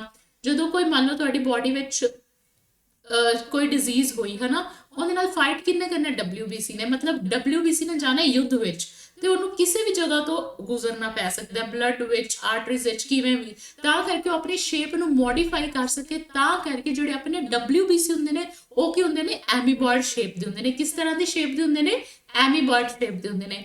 ਆਈ ਥਿੰਕ ਤੁਹਾਨੂੰ ਆ ਸਾਰੀਆਂ ਚੀਜ਼ਾਂ ਕਲੀਅਰ ਹੋ ਗਈਆਂ ਹੋਣਗੀਆਂ। ਤਾਂ ਇਸ ਕਰਕੇ ਆਪਾਂ ਕਹਿੰਦੇ ਆ ਕਿ ਜਿਹੜੇ ਆਪਣੇ ਸੈਲਸ ਹੁੰਦੇ ਨੇ ਉਹਨਾਂ ਦੇ ਜਿਹੜੀ ਸ਼ੇਪ ਹੈ ਉਹ ਕਿਹਦੇ ਥਰੂ ਡਿਫਾਈਨ ਹੁੰਦੀ ਹੈ ਕਿ ਉਹਨਾਂ ਨੇ ਕਿਸ ਤਰ੍ਹਾਂ ਦਾ ਫੰਕਸ਼ਨ ਪਰਫਾਰਮ ਕਰਨਾ ਹੈ। ਫੰਕਸ਼ਨ ਦੇ ਬੇਸਿਸ ਤੇ डिफरेंट शेप्स मिलन वेखण नूं मिलदियां ने आपां नूं सैल्स दियां। जिवें कि आरबीसी दी किहड़ी होगी, डिस्क शेप ते बाइकॉनकेव। जिहड़ा नर्व सैल होएगा वो लॉन्ग होएगा, है ना। जिहड़े अपने डब्ल्यूबीसी होणगे वो की होणगे, एमीबॉयड होणगे। I think I am very clear till this. हुण आपां चलदे आं अपने नैक्सट क्वेश्चन ते, ठीक है। हुण नैक्सट क्वेश्चन है, जिहड़े प्रोकैरियोटिक सैल्स हुंदे ने are generally dash and multiply more dash than the eukaryotic cells, ठीक है। जेडे प्रोकैरियोटिक सेल्स होंदे ने ना जर्नली अपने यूकैरियोटिक सेल्स तो की होंदे ने, स्मॉल होंदे ने। की होंदे ने, स्मॉल होंदे ने, ठीक है। अपन आ तो पता कि स्मॉल होंदे ने, फिर इहदा मतलब कि अपना फर्स्ट ते फोर्थ ऑप्शन तो गायब ही हो गया, ठीक है। फर्स्ट ते फोर्थ ऑप्शन गायब हो गया। मान लो तुहानूं कई बारी एक भी चीज़ पता होए ना तां भी क्वेश्चन सॉल्व हो सकता होंदा, ठीक है। दूसरी चीज़ है एंड मल्टीप्लाई। जदों मान लो एक काम है, मान लो तुसी एक काम है, एक छोटे जे बॉक्स नूं चुकना है, एक तुसी आ वड्डे सारे बॉक्स नूं चुकना है। हुण जदों उहदा साइज ही स्मॉल है तां मतलब कि ये ज़्यादा जल्दी मल्टीप्लाई हो सकते हो। तुसी इस तरह दे छोटे छोटे बॉक्स बहुत सारे चुक सकते हो, पर ये तुसी हौली हौली चुकोगे एडा वड्डा बॉक्स, ठीक है। तो की है कि जिहड़े आ सैल्स होणगे बहुत ज़्यादा रैपिडली मल्टीप्लाई होंगे as compare to eukaryotic cells. जेडे स्मॉल सेल्स होंगे वो जल्दी मल्टीप्लाई होंगे, ठीक है। तो फिर अपना आंसर क्या आ जाएगा, आंसर आ जाएगा अपना ऑप्शन नंबर 3। आंसर क्या आ जाएगा अपना option number 3। Let's move to the next question. Next question है अपना, ability to form whole organism from single cell is known as. एक सैल तो एक पूरा ऑर्गेनिज्म बनना, उसनों आपां की कहने आ, उसनों आपां कहने आ टोटिपोटेंसी। उसनों आपां की कहांगे, उसनों आपां कहांगे टोटिपोटेंसी। जिहड़ी सैल डिवीजन है ना उहदे विच तां सैल्स की हो गए 1 तो 2, है ना, फिर इत्थों डिवाइड होंदे गए। बट एस ये तो हो गया कि प्रोसीजर कि इहनूं आपां कहने सैल डिवीजन हो रही है। बट एस करैक्टरिस्टिक नूं आपां की कहांगे, एस करैक्टरिस्टिक नूं आपां कहांगे टोटिपोटेंसी। तुसी भी एक ही सैल तो बने हो। ਜਦੋਂ ਗੈਮੀਟਸ ਦੀ ਫਿਊਜ਼ਨ ਹੁੰਦੀ ਹੈ, ਮੇਲ ਤੋਂ ਮੇਲ ਗੈਮੀਟ ਆਇਆ, ਫੀਮੇਲ ਤੋਂ ਫੀਮੇਲ ਗੈਮੀਟ ਆਈ ਤੇ ਬਣਿਆ ਕੀ ਜ਼ਾਈਗੋਟ। ਤੇ ਜ਼ਾਈਗੋਟ ਐਜ ਅ ਸਿੰਗਲ ਸੈੱਲ ਹੈ ਜਿਹਦੇ ਤੋਂ ਤੁਸੀਂ ਪੂਰੇ ਦੇ ਪੂਰੇ ਮਲਟੀ ਸੈਲੂਲਰ ਆਰਗੈਨਿਜ਼ਮ ਬਣ ਗਏ ਥਰੂ ਸੈਲ ਡਿਵੀਜ਼ਨ। ਠੀਕ ਹੈ, ਮਲਟੀ ਸੈਲੂਲਰ ਆਰਗੈਨਿਜ਼ਮ ਬਣ ਜਾਂਦਾ from single salad zygote। the ability to form whole organism from single cell ਉਹਨੂੰ ਆਪਾਂ ਕੀ ਕਵਾਂਗੇ ਟੋਟੀਪੋਟੈਂਸੀ। ਠੀਕ ਹੈ, ਰੀਜਨਰੇਸ਼ਨ ਤਾਂ ਹੁੰਦਾ ਮੰਨ ਲਓ ਕੋਈ ਪਾਰਟ ਤੁਹਾਡੇ ਬੋਡੀ ਦਾ ਲੋਸਟ ਹੋ ਗਿਆ, ਉਹ ਦੁਬਾਰਾ ਕੀ ਹੋ ਜਾਵੇ ਰੀਜਨਰੇਟ ਹੋ ਜਾਵੇ, ਦੁਬਾਰਾ ਤੋਂ ਵਾਪਸ ਆ ਜਾਵੇ।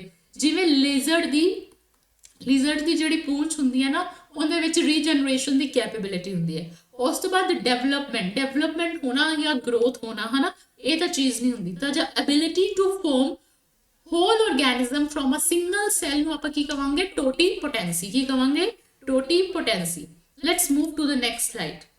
ਅੱਛਾ, ਨੈਕਸਟ ਸਲਾਈਡ ਨੈਕਸਟ ਕੁਐਸਚਨ ਤੋਂ ਪਹਿਲੇ ਮੈਂ ਤੁਹਾਨੂੰ ਆ ਦੱਸਦਾ ਕਿ ਆ ਜੇ ਤੁਹਾਨੂੰ ਕੁਐਸਚਨਸ ਦਾ ਪੀਡੀਐਫ ਚਾਹੀਦਾ ਹੈ ਤਾਂ ਤੁਸੀਂ ਚੈਨਲ ਨੂੰ ਸਬਸਕ੍ਰਾਈਬ ਕਰੋ ਹੈ ਨਾ। ਜੇ ਤੁਹਾਨੂੰ ਵੀਡੀਓ ਵੀ ਪਸੰਦ ਆ ਰਹੀ ਹੈ ਚੈਨਲ ਨੂੰ ਸਬਸਕ੍ਰਾਈਬ ਕਰੋ, YouTube ਨੂੰ ਸਬਸਕ੍ਰਾਈਬ ਕਰੋ ਤੇ ਮੇਰੇ ਲੈਕਚਰਸ ਰੋਜ਼ ਦੇਖੋ। ਚੰਗੀ ਤਰ੍ਹਾਂ ਆਪਾਂ ਤਿਆਰੀ ਕਰਨੀ ਹੈ, ਆਪਾਂ ਆਪਣਾ ਟਾਰਗੇਟ ਪੂਰਾ ਕਰਨਾ ਹੈ 120 ਪਲੱਸ ਦਾ।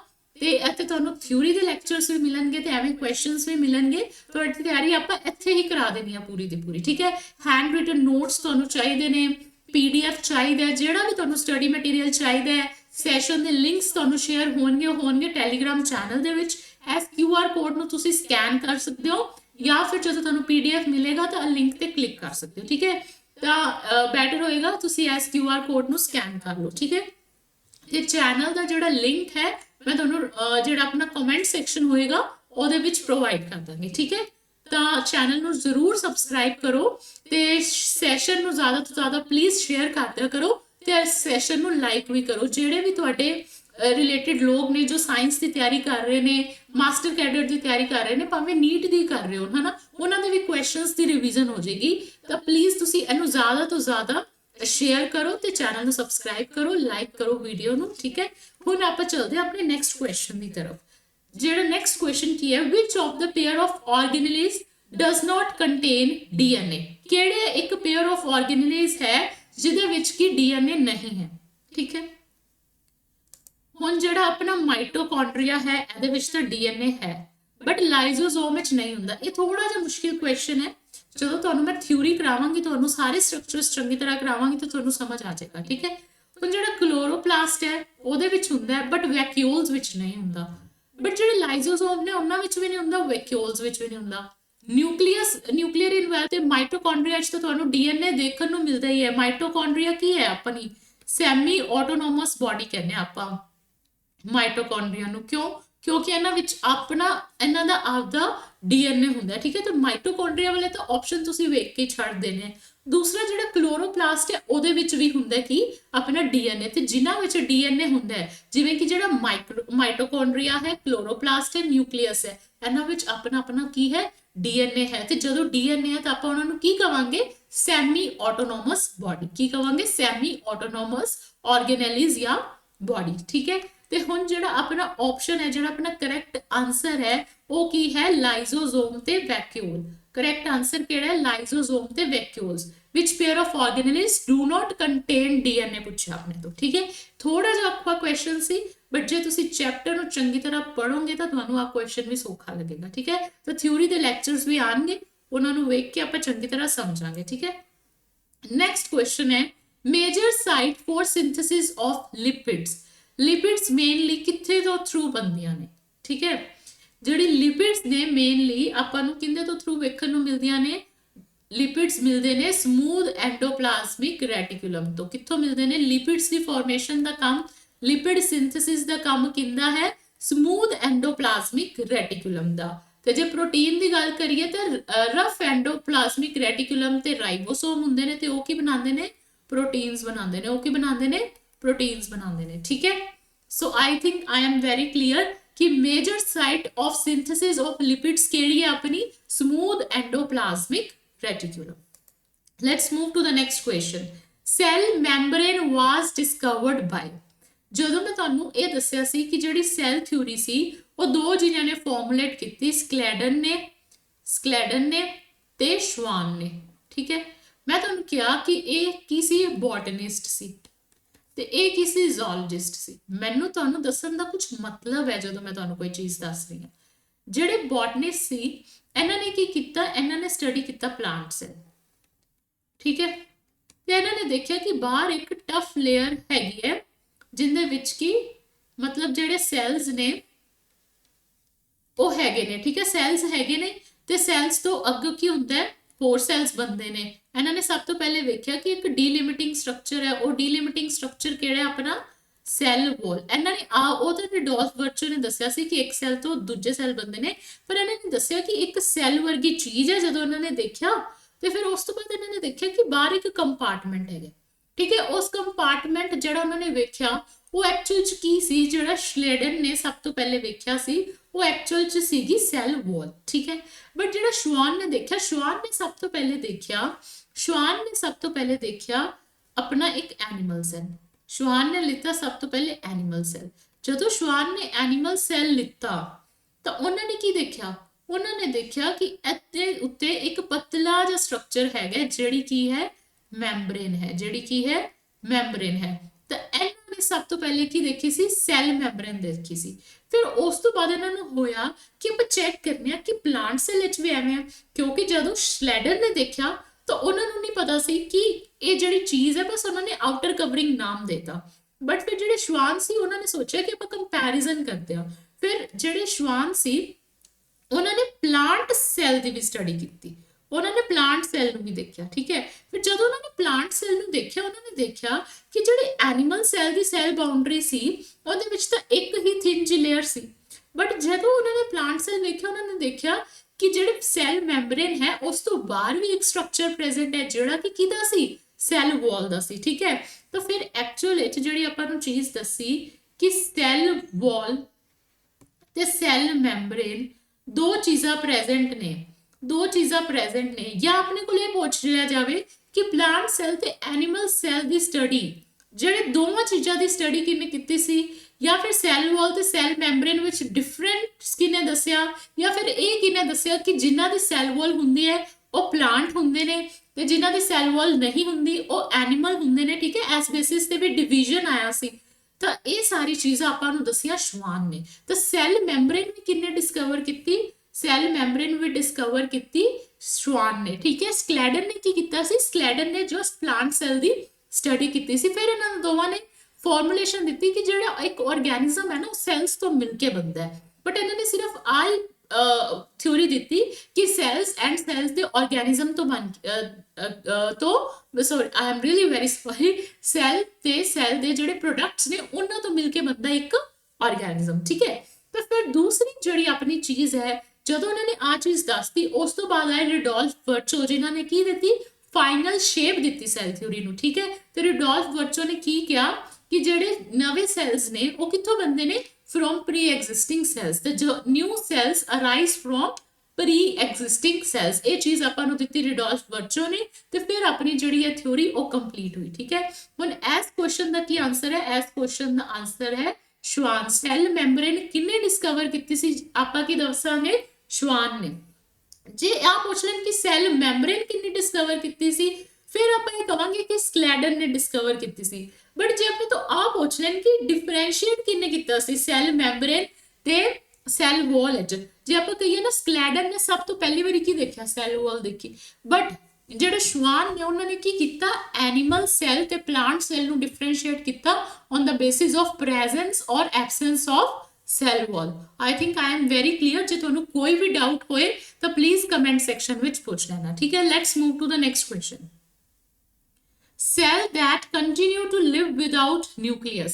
बिना न्यूक्लियस तो बिना ਕਿਹੜਾ ਸੈਲ ਰਹਿ ਸਕਦਾ ਹੈ, ਜਿਹੜਾ WBC ਹੈ ਉਹਦੇ ਵਿੱਚ ਤਾਂ ਆਪਾਂ ਨੂੰ ਨਿਊਕਲੀਅਸ ਦੇਖਣ ਨੂੰ ਮਿਲਦਾ ਹੈ, ਠੀਕ ਹੈ। ਜਿਹੜੀ ਸੀਵ ਟਿਊਬ ਹੈ ਉਹਦੇ ਵਿੱਚ ਕੋਈ ਨਿਊਕਲੀਅਸ ਨਹੀਂ ਹੁੰਦਾ, ਠੀਕ ਹੈ। ਤੇ ਜਿਹੜੀ RBC ਹੈ ਉਹਦੇ ਵਿੱਚ ਵੀ ਕੋਈ ਨਿਊਕਲੀਅਸ ਨਹੀਂ ਹੁੰਦਾ। ਤਾਂ ਕਰਕੇ ਆਪਣਾ ਆਨਸਰ ਕੀ ਆਏਗਾ, both 1 and 3 ਕਿ RBC ਤੇ ਜਿਹੜੇ ਸੀਵ ਟਿਊਬ ਨੇ ਦੋਨੋਂ ਦੇ ਦੋਨੋਂ ਕੀ ਨੇ, ਉਹਨਾਂ ਵਿੱਚ ਨਿਊਕਲੀਅਸ ਹੀ ਨਹੀਂ ਹੈ, ਇਹਨੂੰ ਆਪਾਂ ਕਹਿੰਦੇ ਇਨਿਊਕਲੀਏਟਿਡ ਨੇ, ਇਹਨਾਂ ਵਿੱਚ ਨਿਊਕਲੀਅਸ ਐਬਸੈਂਟ ਹੈ। ਨਿਊਕਲੀਅਸ ਐਬਸੈਂਟ ਕਿਹਦੇ ਵਿੱਚ ਹੈ, RBC ਤੇ ਸੀਵ ਟਿਊਬ ਸੈਲਸ ਵਿੱਚ, ਠੀਕ ਹੈ।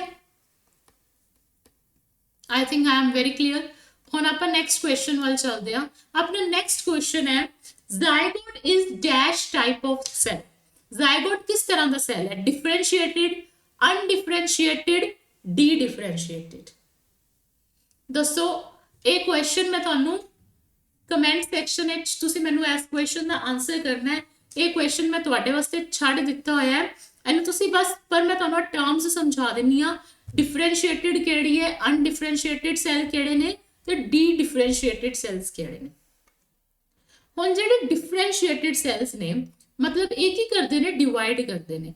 ਜਿਹੜੇ ਵੀ ਸੈੱਲ ਡਿਵਾਈਡ ਕਰਨ, ਵੈਸੇ ਤੁਹਾਨੂੰ ਹੁਣ ਇਸ ਕੁਐਸਚਨ ਦਾ ਵੀ ਆਨਸਰ ਮਿਲ ਗਿਆ, ਠੀਕ ਹੈ।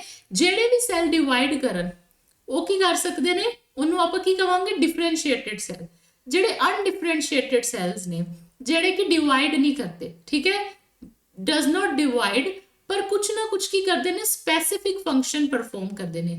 ਕੀ ਕਰਦੇ ਨੇ, ਸਪੈਸੀਫਿਕ ਫੰਕਸ਼ਨ ਪਰਫਾਰਮ ਕਰਦੇ ਨੇ। ਜਿਵੇਂ ਕਿ ਆਪਣਾ ਹੁਣ ਨਰਵ ਸੈੱਲ ਹੈ, ਉਹ ਡਿਵਾਈਡ ਨਹੀਂ ਕਰੇਗਾ, ਬਟ ਉਹ ਕੀ ਕਰੇਗਾ, ਮੈਸੇਜ ਪਹੁੰਚਾਏਗਾ ਇੱਕ ਜਗ੍ਹਾ ਤੋਂ ਦੂਸਰੀ ਜਗ੍ਹਾ। ਜਿਹੜੇ ਡਿਫਰੈਂਸ਼ੀਏਟਿਡ ਵਾਲੇ ਸੈੱਲ ਹੋਣਗੇ ਉਹ ਡਿਵਾਈਡ ਕਰਨਗੇ। ਹੁਣ ਦੂਸਰਾ ਆ ਗਿਆ ਆਪਣਾ ਡੀ डिफरेंशिएटेड, मतलब कि ਉਹ ਕਿਹੜੇ ਸੈਲਸ ਨੇ ਜਿਹੜੇ ਪਹਿਲੇ ਡਿਫਰੈਂਸ਼ੀਏਟ ਨਹੀਂ ਕਰਦੇ ਸੀ, ਬਟ ਬਾਅਦ ਚ ਉਹਨਾਂ ਵਿੱਚ ਕੀ ਆ ਗਈ, ਡੀ ਡਿਫਰੈਂਸ਼ੀਏਸ਼ਨ ਆ ਗਈ। ਕਿਵੇਂ ਆਈ, ਮੰਨ ਲਓ ਕਿ ਆਪਾਂ ਨੂੰ ਚੋਟ ਲੱਗ ਜਾਂਦੀ ਹੈ ਹਨਾ।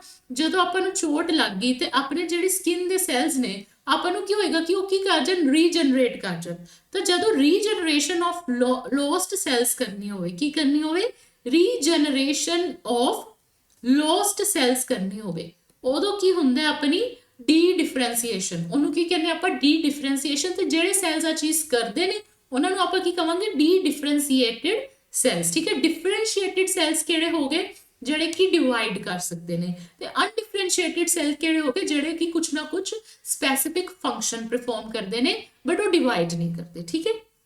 ਨਾਓ let's move to the next question. Nuclear material in prokaryotic cells is known as.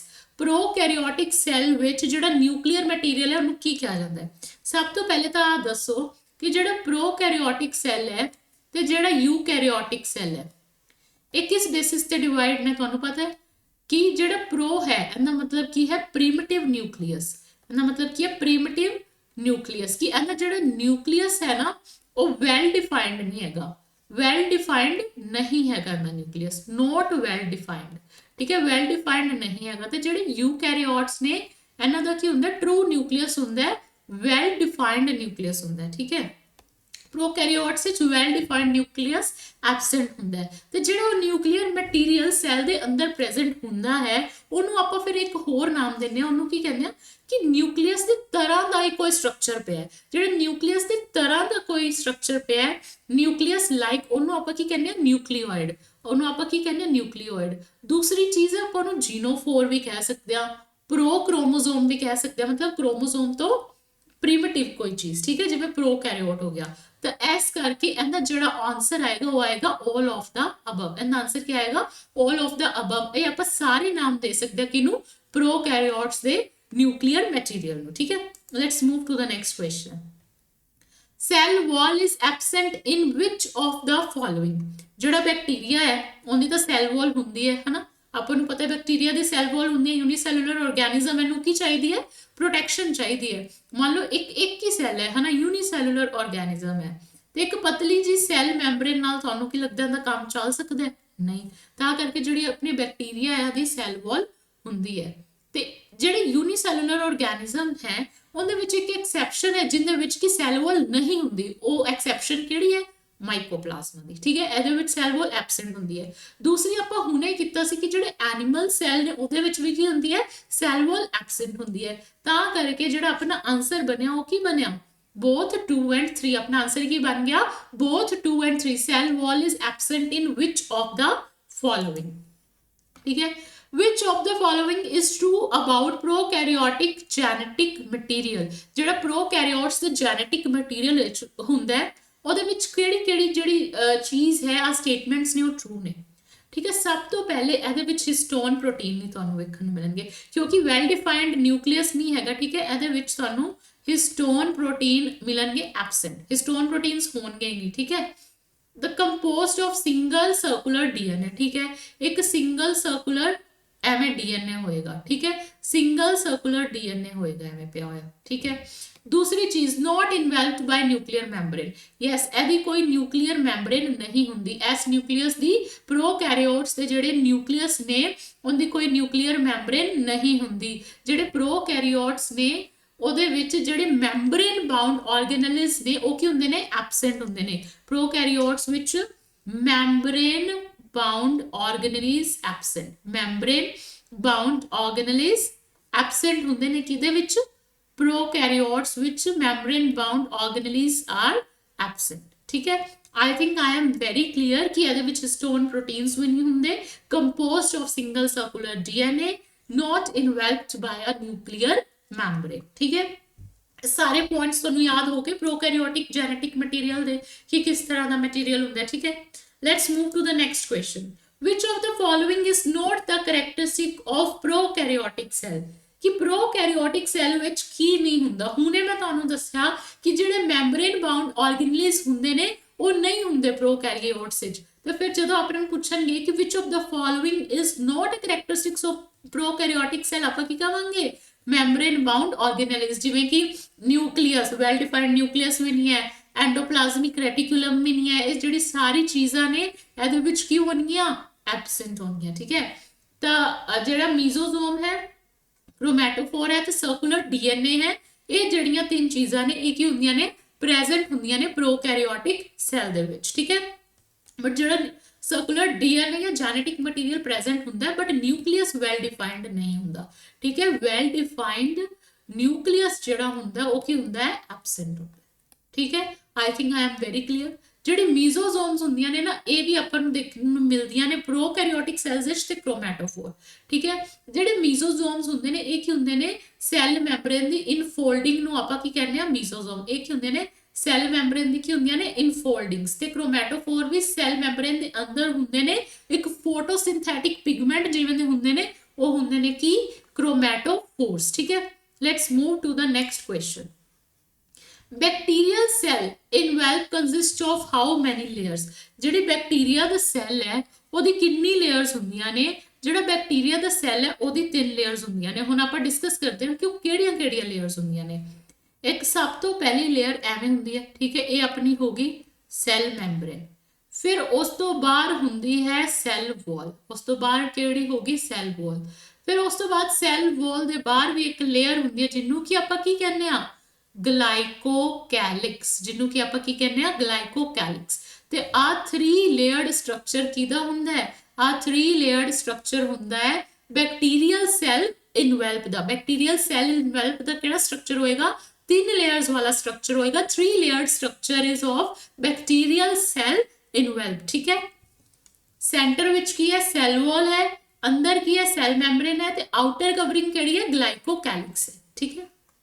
Let's move to the next question. Functions of glycocalyx. Glycocalyx selectively permeable? No. ਜਿਹੜੀ ਸੈੱਲ ਮੈਂਬਰੇਨ ਹੁੰਦੀ ਹੈ ਉਹ ਹੁੰਦੀ ਹੈ selectively permeable, ਠੀਕ ਹੈ। ਇਹ function ਕਿਹਦਾ ਹੈ, ਸੈੱਲ ਮੈਂਬਰੇਨ ਦਾ। ਅਟੈਚਮੈਂਟ ਟੂ ਸਰਫੇਸ ਪ੍ਰੋਵਾਈਡ ਕਰਦੀ ਹੈ ਗਲਾਈਕੋਕੈਲਿਕਸ, ਯੈਸ। ਜਿਹੜੇ ਆਪਣੇ ਬੈਕਟੀਰੀਆ ਹੁੰਦੇ ਨੇ ਨਾ ਉਹਨਾਂ ਨੂੰ ਕਿਸੇ ਨਾ ਕਿਸੇ ਸਰਫੇਸ ਦੀ ਲੋੜ ਹੁੰਦੀ ਹੈ। ਜਿਵੇਂ ਮੰਨ ਲਓ ਤੁਹਾਨੂੰ ਕੋਈ ਬੈਕਟੀਰੀਅਲ ਇਨਫੈਕਸ਼ਨ ਹੁੰਦੀ ਹੈ ਹਨਾ, ਤੇ ਜਿਹੜਾ ਬੈਕਟੀਰੀਆ ਜਲਦੀ ਤੋਂ ਨਿਕਲਦਾ ਨਹੀਂ ਹੈ ਤੁਹਾਡੇ ਵਿੱਚੋਂ ਹਨਾ, ਤੇ ਉਹ ਜਿਹੜਾ ਬੈਕਟੀਰੀਆ ਉਹ ਕਿਹਦੇ ਨਾਲ ਜੁਆਇਨ ਹੁੰਦਾ ਤੁਹਾਡੇ ਤੋਂ, ਉਹ ਜੁਆਇਨ ਹੁੰਦਾ ਵਿਦ ਦ ਹੈਲਪ ਆਫ ਗਲਾਈਕੋਕੈਲਿਕਸ। ਜਿਹੜੀ ਗਲਾਈਕੋਕੈਲਿਕਸ ਹੈ ਉਹ ਤੁਹਾਡੇ ਸਰਫੇਸ ਤੇ ਕੀ ਹੁੰਦੀ ਹੈ, ਅਟੈਚ ਹੁੰਦੀ ਹੈ। ਤੇ ਜਿਹੜੀ ਗਲਾਈਕੋਕੈਲਿਕਸ ਹੈ ਉਹਦੇ ਵਿੱਚ ਹੁੰਦੀ ਹੈ ਇੱਕ ਸਲਾਈਮੀ ਜੀ ਲੇਅਰ।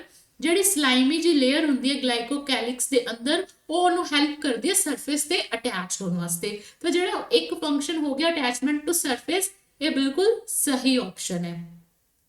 दूसरी चीज ਇਹਦੇ ਵਿੱਚ ਨਾ 3 ऑप्शंस करेक्ट ने, बट मैं लास्ट ਅੱਗੋਂ ਨਾ ਪੁਆਇੰਟ ਬਣਾਣਾ ਐਂਡ ਲਿਖਣੇ ਭੁੱਲ ਗਈ। ਇੱਕ ਜਿਹੜਾ ਗਲਾਈਕੋਕੈਲਿਕਸ ਹੈ ਉਹ ਬੈਕਟੀਰੀਆ ਸੈੱਲ ਨੂੰ, ਜਿਹੜੇ ਬੈਕਟੀਰੀਆ ਸੈੱਲ ਵਾਸਤੇ ਟੌਕਸਿਨਸ ਨੇ ਉਹਨਾਂ ਤੋਂ ਪ੍ਰੋਟੈਕਟ ਕਰਦਾ ਹੈ, ਠੀਕ ਹੈ। ਇੱਕ ਤਾਂ ਆ ਵੀ ਆਪਸ਼ਨ ਸਹੀ ਹੈ, ਸੈਕੰਡ ਵੀ ਸਹੀ ਹੈ, ਥਰਡ ਵੀ ਸਹੀ ਹੈ। ਤੇ ਜਿਹੜਾ ਇਹ ਜਿਹੜੀ ਸਲਾਈਮੀ ਲੇਅਰ ਹੈ ਇਹ ਪ੍ਰੀਵੈਂਟ ਕਰਦੀ ਹੈ ਫਰੋਮ ਡੈਸੀਕੇਸ਼ਨ। ਡੈਸੀਕੇਸ਼ਨ ਮਤਲਬ ਕਿ ਬੈਕਟੀਰੀਆ ਦੇ ਅੰਦਰ ਡਰਾਈਨੈਸ ਨਾ ਆ ਜਾਏ, ਉਹਨੂੰ ਕੌਣ ਪ੍ਰੋਟੈਕਟ ਕਰਦਾ ਹੈ, ਉਹਨੂੰ ਪ੍ਰੋਟੈਕਟ ਕਰਦਾ ਆਪਣਾ ਗਲਾਈਕੋਕੈਲਿਕਸ। ਤਾਂ ਫਿਰ ਇੱਥੇ ਨਾ ਮੈਂ ਆਪਸ਼ਨਸ ਬਣਾਉਣੇ ਭੁੱਲ ਗਈ ਹਾਂ। ਤੁਹਾਡਾ ਆਨਸਰ ਕੀ ਹੋਏਗਾ, 2, 3 and 4 are correct. 2, 3 and 4 are correct, ਇਹ ਚੀਜ਼ ਤੁਸੀਂ ਦੇਖਣੀ ਹੈ, ਠੀਕ ਹੈ। ਆ ਤਿੰਨੋਂ ਦੀ ਤਿੰਨੋਂ ਚੀਜ਼ਾਂ ਮਤਲਬ ਕਿ ਕੀ ਨੇ, ਜ਼ਰੂਰੀ ਵੀ ਨੇ, ਗਲਾਈਕੋਕੈਲਿਕਸ ਵਾਸਤੇ ਇੰਪੋਰਟੈਂਟ ਨੇ, ਤੇ ਤਿੰਨੋਂ ਦੀ ਤਿੰਨੋਂ ਚੀਜ਼ਾਂ ਕਰੈਕਟ ਨੇ। ਹੁਣ ਤੁਹਾਨੂੰ ਫੰਕਸ਼ਨਸ ਆਫ ਗਲਾਈਕੋਕੈਲਿਕਸ ਯਾਦ ਹੋ ਗਏ ਨਾ, ਦੇਖੋ ਅਟੈਚਮੈਂਟ ਕਰਦੀ ਹੈ ਸਰਫੇਸ ਨਾਲ, फिर टॉक्सिन्स तो प्रिवेंट कर दिया, तो तीसरी चीज की है प्रिवेंशन फ्रॉम डेसिकेशन, मतलब ਉਹਨੂੰ ਕੀ ਕਰਦੀ ਹੈ, ਡਰਾਈ ਹੋਣ ਤੋਂ ਬਚਾਉਂਦੀ ਹੈ। आई think I am very clear. ਆ ਤਿੰਨੋਂ ਦੇ ਤਿੰਨੋਂ ਆਪਸ਼ਨਸ ਕਰੈਕਟ ਹੈ, ਇਹਦਾ ਤੁਸੀਂ ਧਿਆਨ ਰੱਖਣਾ ਹੈ, ਠੀਕ ਹੈ। Let's move to the next question. which of the following function is carried out by cytoskeleton in cells? ਜਿਹੜੇ ਸਾਈਟੋਸਕੈਲੇਟਨਸ ਹੁੰਦੇ ਨੇ ਨਾ, ਉਹਦੇ ਵਿੱਚ ਕੀ ਆ ਜਾਂਦਾ ਹੈ, ਸੀਲੀਆ, ਫਲੈਜਿਲਾ, ਇਹ ਜਿਹੜੀਆਂ ਸਾਰੀਆਂ ਚੀਜ਼ਾਂ ਨੇ ਨਾ, ਇਹ ਤੁਹਾਨੂੰ ਹੈਲਪ ਕਰਦੀਆਂ ਨੇ ਮੂਵਮੈਂਟ ਵਿੱਚ। ਇਹ ਕਿਸ ਵਿੱਚ ਹੈਲਪ ਕਰਦੀਆਂ ਨੇ ਤੁਹਾਨੂੰ, ਮੂਵਮੈਂਟ ਵਿੱਚ। ਤਾਂ ਆਪਣਾ ਜਿਹੜਾ ਆਨਸਰ ਆਏਗਾ ਉਹ ਕੀ ਆਏਗਾ, ਮੋਟਿਲਿਟੀ। ਮਤਲਬ ਜਿਹੜੇ ਸੀਲੀਆ ਹੁੰਦੇ ਨੇ ਨਾ, ਉਹ ਮੂਵ ਕਰਨ ਵਿੱਚ ਹੈਲਪ ਕਰਦੇ ਨੇ, ਤਾਂ ਕਰਕੇ ਆਨਸਰ ਆਏਗਾ ਮੋਟਿਲਿਟੀ। ਬਟ ਹੁਣ ਜੇ ਆਪਾਂ ਗੱਲ ਕਰੀਏ ਪ੍ਰੋਟੀਨ ਸਿੰਥੇਸਿਸ, ਤਾਂ ਪ੍ਰੋਟੀਨ ਸਿੰਥੇਸਿਸ ਕੌਣ ਕਰਦਾ ਹੈ, ਰਾਈਬੋਸੋਮ, ਠੀਕ ਹੈ। ਟਰਾਂਸਪੋਰਟੇਸ਼ਨ ਕੌਣ ਕਰੇਗਾ, ਸੈਲ ਮੈਂਬਰੇਨ, ਕਿਉਂਕਿ ਸੈਲ ਮੈਂਬਰੇਨ ਕੀ ਹੈ, ਸਿਲੈਕਟਿਵਲੀ ਪਰਮੀਏਬਲ, ਤਾਂ ਕੁਝ ਨਾ ਕੁਝ ਸੈਲ ਮੈਂਬਰੇਨ ਦੇ ਥਰੂ ਬਾਹਰ ਆਂਦਾ ਜਾਂਦਾ ਰਹਿੰਦਾ, ਠੀਕ ਹੈ। ਤੇ ਨਿਊਕਲੀਅਰ ਡਿਵੀਜ਼ਨ ਤਾਂ ਆਬਵੀਅਸਲੀ ਨਿਊਕਲੀਅਸ ਹੀ ਕਰੇਗਾ, ਠੀਕ ਹੈ। ਤਾਂ ਆਪਣਾ ਆਨਸਰ ਕੀ ਹੋਏਗਾ, ਦ function that is carried out by cytoskeleton in cell is motility, ਠੀਕ ਹੈ। ਆ ਸਾਈਟੋਸਕੈਲੇਟਨ ਦੇ ਬਾਰੇ ਵੀ ਆਪਾਂ ਡਿਟੇਲ ਚ ਡਿਸਕਸ ਕਰਾਂਗੇ ਥਿਊਰੀ ਲੈਕਚਰਸ ਵਿੱਚ, ਠੀਕ ਹੈ। Next move to the next question. Intercellular compartments are not found in. ਹੁਣ ਮੈਂ ਤੁਹਾਨੂੰ ਦੱਸਿਆ ਕਿ ਮੈਂਬਰੇਨ ਬਾਉਂਡ ਆਰਗੇਨੇਲਿਸ ਪ੍ਰੈਜ਼ੈਂਟ ਨਹੀਂ ਹੁੰਦੇ ਪ੍ਰੋਕੈਰੀਓਟਸ ਵਿੱਚ। ਪ੍ਰੋਕੈਰੀਓਟਸ ਵਿੱਚ ਕੀ ਨਹੀਂ ਹੁੰਦਾ, ਮੈਂਬਰੇਨ ਬਾਉਂਡ ਆਰਗੇਨੇਲਿਸ ਐਬਸੈਂਟ। ਤੇ ਕੰਪਾਰਟਮੈਂਟਸ ਬੰਦੇ ਕਿੰਦੇ ਨਾਲ ਨੇ, ਸੈਲ ਦੇ ਵਿੱਚ ਮੈਂਬਰੇਨ ਨਾਲ। ਜਦੋਂ ਮੈਂਬਰੇਨ ਬਾਉਂਡ ਆਰਗੇਨੇਲਿਸ ਹੀ ਐਬਸੈਂਟ ਨੇ, ਆ ਵੇਖੋ ਕੁਐਸਚਨ ਕੀ ਹੈ, ਕੁਐਸਚਨ ਤਾਂ ਬਹੁਤ ਆਸਾਨ ਹੈ, ਬਟ ਤੁਹਾਨੂੰ ਕੀ ਹੈ, ਘੁਮਾ ਕੇ ਪੁੱਛ ਲਿਆ ਐਗਜ਼ਾਮੀਨਰ ਨੇ ਕੁਐਸਚਨ। ਤਾਂ ਘਬਰਾਣਾ ਨਹੀਂ ਹੈ, ਚੰਗੀ ਤਰ੍ਹਾਂ ਆਪਸ਼ਨਸ ਨੂੰ ਦੇਖੋ। ਲੋਅਰ ਪਲਾਂਟਸ ਹੋ ਗਏ, ਹਾਇਰ ਪਲਾਂਟਸ ਹੋ ਗਏ, यूकैरियोट्स हो गए, ये सारे यूकैरियोटिक सेल्स ही ने, ਤੁਸੀਂ ਆ ਦੇਖੋ। बट प्रोकैरियोट्स डिफरेंट है। मान लो ਤੁਹਾਨੂੰ ਕੋਈ ਕੁਐਸਚਨ ਨਹੀਂ ਆ ਰਿਹਾ, ਤਾਂ ਵੀ ਤੁਸੀਂ ਐਵੇਂ ਵੀ ਐਨਾਲਾਈਜ਼ ਕਰ ਸਕਦੇ ਹੋ ਵੀ ਪਲਾਂਟਸ ਹੈਗੇ ਤੇ यूकैरियोटिक ਹੀ ਨੇ, ਭਾਵੇਂ ਲੋਅਰ ਹੋਣ ਭਾਵੇਂ ਹਾਇਰ ਹੋਣ। ਤੇ ਜਿਹੜੀ ਮੈਂਬਰੇਨ ਨਾਲ ਹੈ, ਉਹਦੇ ਨਾਲ ਹੀ ਕੰਪਾਰਟਮੈਂਟਸ ਬਣਦੇ ਆ ਸੈਲ ਦੇ ਅੰਦਰ, ਤੇ ਮੈਂਬਰੇਨ ਬਾਉਂਡ ਆਰਗੇਨੇਲਿਸ ਤਾਂ ਐਬਸੈਂਟ ਹੁੰਦੀਆਂ ਨੇ ਕਿਹਦੇ ਵਿੱਚ, ਪ੍ਰੋਕੈਰੀਓਟਸ ਦੇ ਵਿੱਚ। ਤਾਂ ਤੁਹਾਡਾ ਆਨਸਰ ਕੀ ਹੋ ਜਾਏਗਾ, ਪ੍ਰੋਕੈਰੀਓਟਸ। ਇੰਟਰਸੈਲੂਲਰ ਕੰਪਾਰਟਮੈਂਟਸ ਆਰ ਨੋਟ ਫਾਊਂਡ ਇਨ ਪ੍ਰੋਕੈਰੀਓਟਸ। ਜੇ ਥੋੜਾ ਜਿਹਾ ਕੁਐਸਚਨ ਘੁਮਾ ਕੇ ਪੁੱਛ ਲੇ ਐਗਜ਼ਾਮੀਨਰ, ਤਾਂ ਡਰਨਾ ਨਹੀਂ ਹੈ, ਠੀਕ ਹੈ। ਥੋੜਾ ਜਿਹਾ ਆਪਸ਼ਨਸ ਨੂੰ ਵੀ ਧਿਆਨ ਨਾਲ ਦੇਖੋ, ਕਈ ਵਾਰੀ ਆਪਾਂ ਨੂੰ ਆਨਸਰ ਉਹਦੇ ਚ ਹੀ ਮਿਲ ਜਾਂਦਾ ਹੈ, ਠੀਕ ਹੈ। Let's move to the next question. Unicellular organism cannot perform vital functions. यार ਹੁਣ ਬੈਕਟੀਰੀਆ ਹੈ ਜਿਹੜਾ ਬੈਕਟੀਰੀਆ ਉਹ ਤਾਂ ਜ਼ਿੰਦਾ ਹੈ ਤੇ ਆਪਣੇ ਸਾਰੇ ਫੰਕਸ਼ਨ ਵੀ ਪਰਫਾਰਮ ਕਰ ਰਿਹਾ ਹੈ ਨਾ, ਮਤਲਬ ਰੈਸਪੀਰੇਸ਼ਨ ਵੀ ਕਰ ਰਿਹਾ ਹੈ, ਰੀਪਰੋਡਕਸ਼ਨ ਵੀ ਕਰ ਰਿਹਾ ਹੈ ਡਿਵਾਈਡ ਕਰਕੇ, ਤਾਂ ਸਾਰੇ ਫੰਕਸ਼ਨਸ ਤਾਂ ਕਰ ਰਿਹਾ ਹੈ। ਮਤਲਬ ਕਿ ਆਪਣਾ ਜਿਹੜਾ ਪਹਿਲਾ ਆਪਸ਼ਨ ਹੋ ਗਿਆ ਇਹ ਤਾਂ ਗਲਤ ਹੋ ਗਿਆ। R note capable of independent existence. Bacteria ਜੀ ਹੀ ਰਿਹਾ ਆਪਣੀ ਮਰਜ਼ੀ ਨਾਲ, ਇੰਡੀਪੈਂਡੈਂਟ ਐਗਜ਼ਿਸਟੈਂਸ ਕਿੰਦੀ ਨਹੀਂ ਹੋ ਸਕਦੀ, ਵਾਇਰਸ ਦੀ ਨਹੀਂ ਹੋ ਸਕਦੀ। ਜੇ ਆਪਾਂ ਵਾਇਰਸ ਦੀ ਗੱਲ ਕਰਦੇ ਫਿਰ ਤਾਂ ਸਟੇਟਮੈਂਟ ਟਰੂ ਹੁੰਦੀ, ਪਰ ਆ ਸਟੇਟਮੈਂਟ ਵੀ ਗਲਤ ਹੋ ਗਈ। R note capable of independence existence, can perform vital function and is capable of independent existence. ਤਾਂ ਇਹ ਆਪਣਾ ਆਪਸ਼ਨ ਸਹੀ ਹੈ ਕਿ ਜਿਹੜਾ ਯੂਨੀਸੈਲੂਲਰ ਆਰਗੈਨਿਜ਼ਮ ਹੈ ਇੰਡੀਪੈਂਡੈਂਟਲੀ ਐਗਜ਼ਿਸਟ ਕਰ ਸਕਦਾ ਤੇ ਆਪਣੇ ਜਿਹੜੇ ਵਾਈਟਲ ਫੰਕਸ਼ਨਸ ਨੇ ਜਿਹਦੇ ਨਾਲ ਉਹ ਬੈਕਟੀਰੀਅਲ ਸੈਲ ਜ਼ਿੰਦਾ ਰਹੇਗਾ ਉਹ ਪਰਫਾਰਮ ਕਰ ਸਕਦਾ, ਠੀਕ ਹੈ। ਤਾਂ ਆਪਣਾ ਕੀ ਆਨਸਰ ਹੋ ਗਿਆ, ਆਪਸ਼ਨ ਨੰਬਰ 3 ਆਪਣਾ ਆਨਸਰ ਹੋ ਗਿਆ, ਠੀਕ ਹੈ। ਬੋਥ 1 and 2 obviously 1 ਤੇ 2 ਗਲਤ ਨੇ, ਤੇ ਬੋਥ 1 and 2 ਵੀ ਗਲਤ ਹੋਏਗਾ। Now let's move to the next question. Which of the following is formed of protein and help in protein synthesis? मैं ਤੁਹਾਨੂੰ ਥੋੜੀ ਦੇਰ ਪਹਿਲੇ ਇੱਕ ਕੁਐਸਚਨ ਆਇਆ ਸੀ ਜਿਹਦੇ ਵਿੱਚ ਦੱਸਿਆ ਸੀ ਕਿ ਪ੍ਰੋਟੀਨ ਸਿੰਥੇਸਿਸ ਕੌਣ ਕਰਦਾ ਹੈ, ਪ੍ਰੋਟੀਨ ਸਿੰਥੇਸਿਸ ਕਰਦਾ ਆਪਣਾ ਰਾਈਬੋਸੋਮ। ਤੇ ਰਾਈਬੋਸੋਮ ਬਣਿਆ ਵੀ ਕਿੰਦਾ ਹੋਇਆ, ਪ੍ਰੋਟੀਨ ਦਾ, ਤੇ ਬਣਾਉਂਦਾ ਵੀ ਕੀ ਹੈ, ਪ੍ਰੋਟੀਨ। ਤਾਂ ਪ੍ਰੋਟੀਨ ਜਦੋਂ ਨਾਮ ਯਾਦ ਆ ਜਾਏ ਨਾਲ ਦੀ ਨਾਲ ਤੁਹਾਡੇ ਦਿਮਾਗ ਵਿੱਚ ਕੀ ਆ ਜਾਣਾ ਚਾਹੀਦਾ ਹੈ, ਰਾਈਬੋਸੋਮ, ਠੀਕ ਹੈ। which of the following is formed of protein and help in protein synthesis? ਹੁਣ ਭਾਵੇਂ ਆਪਾਂ ਗੱਲ ਕਰੀਏ ਸੈਲ ਮੈਂਬਰੇਨ ਦੀ, ਸੈਲ ਵਾਲ ਦੀ, ਸਾਈਟੋਪਲਾਜ਼ਮ ਦੀ, ਕੁਝ ਨਾ ਕੁਝ ਪਰਸੈਂਟੇਜ ਆਫ ਪ੍ਰੋਟੀਨ ਸਾਰਿਆਂ ਵਿੱਚ ਹੀ ਪ੍ਰੈਜ਼ੈਂਟ ਹੈ, ਠੀਕ ਹੈ। ਬਟ ਪ੍ਰੋਟੀਨ ਸਿੰਥੇਸਾਈਜ਼ ਕੌਣ ਕਰਦਾ ਹੈ, ਪ੍ਰੋਟੀਨ ਬਣਾਉਂਦਾ ਕੌਣ ਹੈ, ਤਾਂ ਆਪਣਾ ਆਨਸਰ ਕੀ ਹੋ ਜਾਏਗਾ, ਰਾਈਬੋਸੋਮ। ਆਨਸਰ ਕੀ ਹੋ ਗਿਆ, ribosome. Let's move to the next question. ਹੁਣ ਮੈਂ ਤੁਹਾਨੂੰ ਕੀ ਦੱਸਿਆ ਸੀ ਕਿ ਜਿਹੜੀ ਗਲਾਈਕੋਕੈਲਿਕਸ ਹੈ, ਗਲਾਈਕੋਕੈਲਿਕਸ ਹੈਗੀ ਸਭ ਤੋਂ ਬਾਹਰਲੀ ਲੇਅਰ, ਫਿਰ ਹੈਗੀ ਸੈਲ ਵਾਲ, ਫਿਰ ਆਉਂਦੀ ਹੈ ਸੈਲ ਮੈਂਬਰੇਨ। ਇਹ ਸੈਲ ਵਾਲ, ਇਹ ਹੈ ਸੈਲ ਮੈਂਬਰੇਨ ਤੇ ਇਹ ਆਪਣਾ ਗਲਾਈਕੋਕੈਲਿਕਸ। ਠੀਕ ਹੈ, ਹੁਣ ਉਹਨਾਂ ਨੇ ਕੀ ਪੁੱਛਿਆ, ਗਲਾਈਕੋਕੈਲਿਕਸ ਇਜ਼ ਐਸੋਸੀਏਟਿਡ ਵਿਦ ਸਾਈਟੋਪਲਾਜ਼ਮ, ਤਾਂ ਕਿਹਦੇ ਅੰਦਰ ਹੋਏਗਾ, ਸੈਲ ਮੈਂਬਰੇਨ ਦੇ ਅੰਦਰ ਹੋਏਗਾ ਇੱਥੇ ਸਾਈਟੋਪਲਾਜ਼ਮ। ਠੀਕ ਹੈ, ਰਾਈਬੋਸੋਮ ਉਹ ਵੀ ਸੈਲ ਦੇ ਅੰਦਰ ਹੋਏਗਾ। ਸੈਲ ਮੈਂਬਰੇਨ ਸੈਲ ਵੋਲ ਤੋਂ ਬਾਅਦ ਆਉਂਦੀ ਹੈ। ਠੀਕ ਹੈ, ਤੇ ਜਿਹੜਾ ਗਲਾਈਕੋਕੈਲਿਕਸ ਹੈ that is associated with, ਜਦੋਂ ਆਪਾਂ ਨੂੰ ਪੁੱਛ ਲਿਆ ਤਾਂ ਕਿਹਦੇ ਨਾਲ ਐਸੋਸੀਏਟਿਡ ਹੈ, ਸੈਲ ਵਾਲ ਦੇ ਨਾਲ ਐਸੋਸੀਏਟਿਡ ਹੈ। ਸੈਲ ਵਾਲ ਦੇ ਨਾਲ ਕੀ ਹੈ, ਐਸੋਸੀਏਟਿਡ ਹੈ ਗਲਾਈਕੋਕੈਲਿਕਸ। ਠੀਕ ਹੈ, now let's move to the next question. Which of the following statement is correct about cell wall? ਜਿਹੜੀ ਸੈਲ ਵਾਲ ਹੈ ਉਹ ਕਿਸ ਤਰ੍ਹਾਂ ਦੀ ਹੁੰਦੀ ਹੈ, ਇਟ ਪ੍ਰੋਵਾਈਡ ਕੀ ਫੰਕਸ਼ਨ ਹੁੰਦੇ, it provides shape and support to cell. ਠੀਕ ਹੈ, ਜਿਹੜੀ ਸੈਲ ਵਾਲ ਹੁੰਦੀ ਹੈ ਨਾ ਉਹ ਰਿਜਿਡ ਹੁੰਦੀ ਹੈ, ਤਾਂ ਕਰਕੇ ਉਹ ਕੀ ਪ੍ਰੋਵਾਈਡ ਕਰਦੀ ਹੈ, shape and support to cells. Periplasmic space occur between plasma membrane and cell wall, ਜਿਹੜਾ ਆ ਹੈ ਆਪਣੀ ਸੈਲ ਵਾਲ, ਆ ਹੈ ਆਪਣੀ ਮੈਂਬਰੇਨ, ਇਹਦੇ ਵਿੱਚ ਜਿਹੜੀ ਸਪੇਸ ਹੁੰਦੀ ਹੈ ਉਹਨੂੰ ਆਪਾਂ ਕੀ ਕਹਿੰਦੇ ਆ, ਪੈਰੀਪਲਾਜ਼ਮਿਕ ਸਪੇਸ। ਤਾਂ ਆ ਵੀ ਜਿਹੜਾ ਪੁਆਇੰਟ ਹੋ ਗਿਆ ਆਪਣਾ ਕਰੈਕਟ ਹੋ ਗਿਆ। Cell wall protects the cell from bursting. ਮੰਨ ਲਓ ਤੁਸੀਂ ਕਿਸੇ ਕੋਈ ਐਵੇਂ ਦਾ ਸੋਲੂਸ਼ਨ ਲਓ ਜਿਹੜਾ ਬਾਹਰ ਕੀ ਹੈ, ਬਾਹਰ ਹਾਈਪੋਟੋਨਿਕ ਸੋਲੂਸ਼ਨ ਹੈ। ਹਾਈਪੋਟੋਨਿਕ ਸੋਲੂਸ਼ਨ ਕੀ ਹੈ, ਮਤਲਬ ਬਾਹਰ ਜਿਹੜੀ ਸੋਲਿਊਟ ਦੀ ਕੰਸੈਂਟ੍ਰੇਸ਼ਨ ਹੈ ਉਹ ਘੱਟ ਹੈ ਤੇ ਸੈਲ ਦੇ ਅੰਦਰ ਜ਼ਿਆਦਾ ਹੈ, ਮਤਲਬ ਜਿਹੜਾ ਪਾਣੀ ਹੋਏਗਾ ਉਹ ਅੰਦਰ ਜਾਣ ਦੀ ਕੋਸ਼ਿਸ਼ ਕਰੇਗਾ, ਬਟ ਜਿਹੜੀ ਸੈਲ ਵਾਲ ਹੈ ਉਹ ਉਹਨੂੰ ਇੱਕ ਲੈਵਲ ਤੋਂ ਬਾਅਦ ਪਾਣੀ ਦੀ ਮੂਵਮੈਂਟ ਨੂੰ ਕੀ ਕਰੇਗੀ, ਰੋਕ ਦੇਗੀ। ਕਿਉਂ, ਕਿਉਂਕਿ ਜਿਹੜੀ ਸੈਲ ਵਾਲ ਹੈ ਉਹ ਕੀ ਕਰੇਗੀ, ਪ੍ਰੋਟੈਕਟ ਕਰੇਗੀ ਸੈਲ ਨੂੰ ਫਰੋਮ ਬਰਸਟਿੰਗ, ਕਿਉਂਕਿ ਸੈਲ ਵਾਲ ਕਿਵੇਂ ਦੀ ਹੈ, ਰਿਜਿਡ ਹੈ। ਤੇ ਇਸ ਦੇ ਨਾਲ ਹੀ ਤੁਹਾਡਾ ਜਿਹੜਾ ਫੋਰਥ ਪੁਆਇੰਟ ਹੈ, ਸੈਲ ਵਾਲ ਇਜ਼ ਸਲਾਈਮੀ, ਇਹ ਤਾਂ ਗਲਤ ਹੋ ਗਿਆ। ਕਿਉਂ, ਕਿਉਂਕਿ ਸੈਲ ਵਾਲ ਆਪਾਂ ਕੀ ਕਹਿ ਰਹੇ ਹਾਂ, ਰਿਜਿਡ ਸਟਰਕਚਰ ਹੈ। ਤਾਂ ਆਪਣਾ ਜਿਹੜਾ ਕਰੈਕਟ ਆਪਸ਼ਨ ਬਣੇਗਾ ਉਹ ਕੀ ਬਣੇਗਾ, ਆਪਣਾ ਕਰੈਕਟ ਆਪਸ਼ਨ ਬਣੇਗਾ 1 2 ਐਂਡ 3। ਆਪਣਾ ਆਪਸ਼ਨ ਨੰਬਰ ਸੀ ਕਰੈਕਟ ਹੈ, 1 2 ਐਂਡ 3 ਜਿਹੜੇ ਆਪਣੀ ਸਟੇਟਮੈਂਟਸ ਨੇ ਉਹ ਕਰੈਕਟ ਨੇ। ਤਾਂ ਇਹਨਾਂ ਸਾਰੀ ਸਟੇਟਮੈਂਟਸ ਤੋਂ ਤੁਹਾਨੂੰ ਆਈ ਥਿੰਕ ਆ ਪਤਾ ਚੱਲ ਗਿਆ ਹੋਏਗਾ ਕਿ ਜਿਹੜੀ ਆਪਣੀ ਸੈਲ ਵਾਲ ਹੈ ਉਹਦਾ ਫੰਕਸ਼ਨ ਕੀ ਹੈ। ਇੱਕ ਸੈਲ ਨੂੰ ਸੈਲ ਬਰਸਟਿੰਗ ਤੋਂ ਬਚਾਉਂਦੀ ਹੈ, ਸ਼ੇਪ ਪ੍ਰੋਵਾਈਡ ਕਰਦੀ ਹੈ, ਠੀਕ ਹੈ, ਪ੍ਰੋਟੈਕਟ ਕਰਦੀ ਹੈ, ਸਪੋਰਟ ਕਰਦੀ ਹੈ ਪਲਾਜ਼ਮਾ ਮਤਲਬ ਸੈਲ ਨੂੰ, ਤੇ ਪਲਾਜ਼ਮਾ ਮੈਂਬਰੇਨ ਤੇ ਸੈਲ ਵਾਲ ਦੇ ਵਿੱਚ ਜਿਹੜੀ ਸਪੇਸ ਪ੍ਰੈਜ਼ੈਂਟ ਹੁੰਦੀ ਹੈ ਉਹਨੂੰ ਆਪਾਂ ਕੀ ਕਹਿੰਦੇ ਆ, ਪੈਰੀਪਲਾਜ਼ਮਿਕ ਸਪੇਸ। ਠੀਕ ਹੈ, ਨੈਕਸਟ ਕੁਐਸਚਨ, ਹੂ ਡਿਵੈਲਪਡ ਗ੍ਰਾਮ ਸਟੇਨਿੰਗ। ਗ੍ਰਾਮ ਸਟੇਨਿੰਗ ਕਿਹਨੇ ਡਿਵੈਲਪ ਕੀਤੀ ਸੀ, ਗ੍ਰਾਮ ਸਟੇਨਿੰਗ ਵਾਸ ਡਿਵੈਲਪਡ ਬਾਈ ਕ੍ਰਿਸਚੀਅਨ ਗ੍ਰਾਮ। ਤੁਹਾਨੂੰ ਨਾਮ ਤੋਂ ਹੀ ਪਤਾ ਚੱਲ ਜਾਏਗਾ, ਜਿਹਦੇ ਬੇਸ ਤੇ ਦੋ ਬੈਕਟੀਰੀਆ ਨੇ। ਬੈਕਟੀਰੀਆ ਇੱਕ ਤਾਂ ਹੁੰਦਾ ਗ੍ਰਾਮ ਪੋਜ਼ਿਟਿਵ ਬੈਕਟੀਰੀਆ ਜਿਹੜਾ ਕਿ ਡਾਈ ਨੂੰ ਕੀ ਕਰਦਾ ਹੈ, ਐਬਜ਼ੌਰਬ ਕਰਦਾ ਹੈ, ਤੇ ਗ੍ਰਾਮ ਨੈਗੇਟਿਵ ਬੈਕਟੀਰੀਆ ਜਿਹਦੇ ਵਿੱਚੋਂ ਡਾਈ ਕੀ ਹੋ ਜਾਂਦੀ ਹੈ, ਲੂਜ਼ ਹੋ ਜਾਂਦੀ ਹੈ। ਠੀਕ ਹੈ, ਇਹ ਪੂਰਾ ਐਕਸਪੈਰੀਮੈਂਟ ਵੀ ਆਪਾਂ ਥਿਓਰੀ ਕਲਾਸ ਵਿੱਚ ਡਿਸਕਸ ਕਰਾਂਗੇ, ਬਟ ਫਿਲਹਾਲ ਤੁਸੀਂ ਆ ਯਾਦ ਰੱਖੋ ਕਿ ਕੀ ਹੈ, ਜਿਹੜੀ ਗ੍ਰਾਮ ਸਟੇਨਿੰਗ ਹੈ ਉਹ ਕਿਹਨੇ ਦਿੱਤੀ ਸੀ, ਕ੍ਰਿਸਚੀਅਨ ਗ੍ਰਾਮ ਨੇ। ਦੂਸਰਾ ਫਲੈਮਿੰਗ ਬਾਰੇ ਵੀ ਆਪਾਂ ਡਿਸਕਸ ਕਰਾਂਗੇ, ਅੱਗੇ ਕੁਐਸਚਨ ਆਣੇ, ਤਾਂ ਕਰਕੇ ਮੈਂ ਤੁਹਾਨੂੰ ਹਲੇ ਨਹੀਂ ਦੱਸ ਰਹੀ ਕਿ ਇਹਨਾਂ ਨੇ ਕੀ ਕੀਤਾ ਸੀ।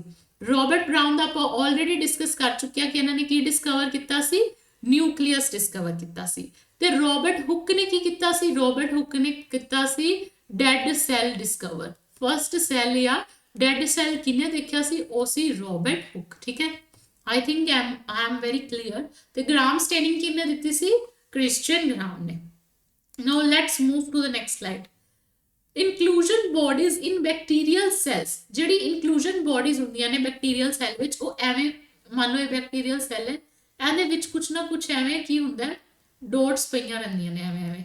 ਠੀਕ ਹੈ, ਐਵੇਂ ਕੁਛ ਮਟੀਰੀਅਲ ਪਿਆ ਰਹਿੰਦਾ, ਇਹਨੂੰ ਕੀ ਆਪਾਂ ਕਹਿੰਦੇ ਆ, ਇਹਨੂੰ ਆਪਾਂ ਕਹਿੰਦੇ ਆ inclusion bodies। ਠੀਕ ਹੈ, ਚਾਹੇ ਉਹ ਸਾਈਨੋਫਾਈਸੀਅਨ ਗ੍ਰੈਨਿਊਲਸ ਹੋਣ ਜਾਂ ਡਿਫਰੈਂਟ ਤਰ੍ਹਾਂ ਦੇ ਗ੍ਰੈਨਿਊਲਸ ਹੋ ਸਕਦੇ ਨੇ, ਗੈਸ ਵੈਕਿਊਲਸ ਹੋ ਸਕਦੇ ਨੇ, ਬਹੁਤ ਤਰ੍ਹਾਂ ਦੀ ਇਨਕਲੂਜਨ ਬੋਡੀਜ਼ ਹੁੰਦੀਆਂ ਨੇ। ਬਟ ਆਪਾਂ ਇਹ ਗੱਲ ਕਰਨੀ ਹੈ ਕਿ ਇਹਨਾਂ ਦਾ ਕੰਮ ਕੀ ਹੈ। ਇਹਨਾਂ ਦਾ ਕੰਮ ਹੈ ਜਿਹੜਾ ਇੱਕ ਤਾਂ ਆਪਣੇ ਸਟੋਰਸ ਰਿਜ਼ਰਵ ਮਟੀਰੀਅਲ, ਬਿਲਕੁਲ ਸਹੀ ਹੈ ਕਿ ਜਿਹੜਾ ਆਪਣਾ ਰਿਜ਼ਰਵ ਮਟੀਰੀਅਲ ਹੈ ਉਹਨੂੰ ਇਹ ਕੀ ਕਰੇਗੀ, ਸਟੋਰ ਕਰੇਗੀ। ਠੀਕ ਹੈ, ਦੂਸਰੀ ਮੈਂਬਰੇਨ ਬਾਉਂਡ। ਦੇਖੋ ਆਪਾਂ ਇਨਕਲੂਜਨ ਬੋਡੀਜ਼ ਦੀ ਗੱਲ ਕਿਹਦੇ ਵਿੱਚ ਕਰਦੇ ਹਾਂ, ਇਨਕਲੂਜਨ ਬੋਡੀਜ਼ ਦੀ ਗੱਲ ਕਰਦੇ ਆਪਾਂ ਪ੍ਰੋਕੈਰੀਓਟਸ ਵਿੱਚ, ਤੇ ਪ੍ਰੋਕੈਰੀਓਟਸ ਵਿੱਚ ਮੈਂਬਰੇਨ ਬਾਉਂਡ ਆਰਗੇਨੇਲਿਜ਼ ਤਾਂ ਐਬਸੈਂਟ ਹੀ ਨੇ। ਠੀਕ ਹੈ, ਇਨਕਲੂਜਨ ਬੋਡੀਜ਼ ਕਿਹਦੇ ਵਿੱਚ ਦੇਖਣ ਨੂੰ ਮਿਲਦੀਆਂ ਨੇ, ਪ੍ਰੋਕੈਰੀਓਟਸ ਵਿੱਚ ਦੇਖਣ ਨੂੰ ਮਿਲਦੀਆਂ ਨੇ। ਦੂਸਰਾ, ਇਟ ਪ੍ਰੋਟੈਕਟਸ ਦਾ ਸੈਲ। ਸੈਲ ਨੂੰ ਕਿਵੇਂ ਪ੍ਰੋਟੈਕਟ ਕਰ ਲੈਂਦੀਆਂ, ਇਹਨਾਂ ਦਾ ਸਿਰਫ ਕੀ ਕੰਮ ਹੈ, ਸਿਰਫ ਸਟੋਰ ਕਰਦੇ ਨੇ ਰਿਜ਼ਰਵ ਮਟੀਰੀਅਲ ਨੂੰ। ਠੀਕ ਹੈ, ਤਾਂ ਕਰਕੇ ਆਪਾਂ ਕੀ ਕਰਾਂਗੇ, ਜਿਹੜੀ ਇਨਕਲੂਜਨ ਬੋਡੀਜ਼ ਹੈ ਉਹਦਾ ਕੀ ਫੰਕਸ਼ਨ ਹੈ, ਰਿਜ਼ਰਵ ਮਟੀਰੀਅਲ ਨੂੰ ਸਟੋਰ ਕਰਨਾ, ਮੈਂਬਰੇਨ ਬਾਉਂਡ ਨਹੀਂ ਹੈ ਕਿਉਂਕਿ ਮੈਂਬਰੇਨ ਬਾਉਂਡ ਆਰਗੇਨੇਲਿਜ਼ ਪ੍ਰੋਕੈਰੀਓਟਸ ਵਿੱਚ ਐਬਸੈਂਟ ਹੁੰਦੀਆਂ ਨੇ ਤੇ ਇਨਕਲੂਜਨ ਬੋਡੀਜ਼ ਤੁਹਾਨੂੰ ਐਕਸਕਲੂਸਿਵਲੀ ਸਿਰਫ ਪ੍ਰੋਕੈਰੀਓਟਸ ਵਿੱਚ ਹੀ ਦੇਖਣ ਨੂੰ ਮਿਲਦੀਆਂ ਨੇ। ਤੇ ਚਲੋ ਨੈਕਸਟ ਕੁਐਸਚਨ ਆਪਣੀ ਸਕਰੀਨ ਤੇ ਹੈ, which of the following are correct about plasma membrane? ਜਿਹੜੀ ਪਲਾਜ਼ਮਾ ਮੈਂਬਰੇਨ ਹੈ ਪ੍ਰੋਕੈਰੀਓਟਸ ਦੀ ਆਪਾਂ ਗੱਲ ਕਰ ਰਹੇ ਹਾਂ, ਉਹਦੇ ਵਿੱਚ ਕਿਹੜੀਆਂ ਚੀਜ਼ਾਂ ਕਰੈਕਟ ਨੇ? ਠੀਕ ਹੈ, ਜਿਹੜੀ ਪਲਾਜ਼ਮਾ ਮੈਂਬਰੇਨ ਹੈ ਉਹਦੇ ਵਿੱਚ ਕੁਛ ਨਾ ਕੁਛ ਤਾਂ ਦੇਖੋ ਮੈਂ ਤੁਹਾਨੂੰ ਹੁਣੇ ਵੀ ਦੱਸਿਆ ਸੀ ਕਿ ਪ੍ਰੋਟੀਨ ਦੀ ਕੁਆਂਟੀਟੀ ਹੋਏਗੀ। ਠੀਕ ਹੈ, innermost component of cell envelope. ਹੁਣ ਆਪਾਂ ਸੈਲ ਇਨਵੈਲਪ ਦੀ ਕੀ ਕੀਤੀਆਂ ਸੀ, 3 ਲੇਅਰ ਸੀ, ਗਲਾਈਕੋਕੈਲਿਕਸ, ਫਿਰ ਸੈਲ ਵਾਲ, ਫਿਰ ਸੈਲ ਮੈਂਬਰੇਨ। ਇਹ ਸਭ ਤੋਂ ਅੰਦਰਲੀ ਲੇਅਰ ਸੀ ਸੈਲ ਮੈਂਬਰੇਨ, ਤਾਂ innermost component of cell envelope ਵੀ ਕਹਿ ਸਕਦੇ ਹਾਂ। ਫਿਰ ਦੂਸਰਾ ਸਭ ਤੋਂ ਇੰਪੋਰਟੈਂਟ ਪੁਆਇੰਟ ਕਿ ਕੀ ਹੈ, ਸਿਲੈਕਟਿਵਲੀ ਪਰਮੀਏਬਲ ਹੈ, ਕੁਝ ਕੋ ਮੋਲੀਕਿਊਲਸ ਨੂੰ ਹੀ ਅੰਦਰ ਆਉਣ ਦਿੰਦੀ ਹੈ। ਤਾਂ ਮਤਲਬ ਕਿ ਜਿਹੜੇ ਆਪਣੇ ਸਾਰੇ ਦੇ ਸਾਰੇ ਆਪਸ਼ਨਸ ਨੇ ਪਲਾਜ਼ਮਾ ਮੈਂਬਰੇਨ ਬਾਰੇ ਉਹ ਕੀ ਨੇ, ਟਰੂ ਨੇ। ਕੀ ਨੇ, ਟਰੂ ਨੇ। ਤਾਂ all of the above will be the answer to this question। ਹੁਣ ਆਪਾਂ ਚੱਲਦੇ ਨੈਕਸਟ ਕੁਐਸਚਨ ਦੀ ਤਰਫ।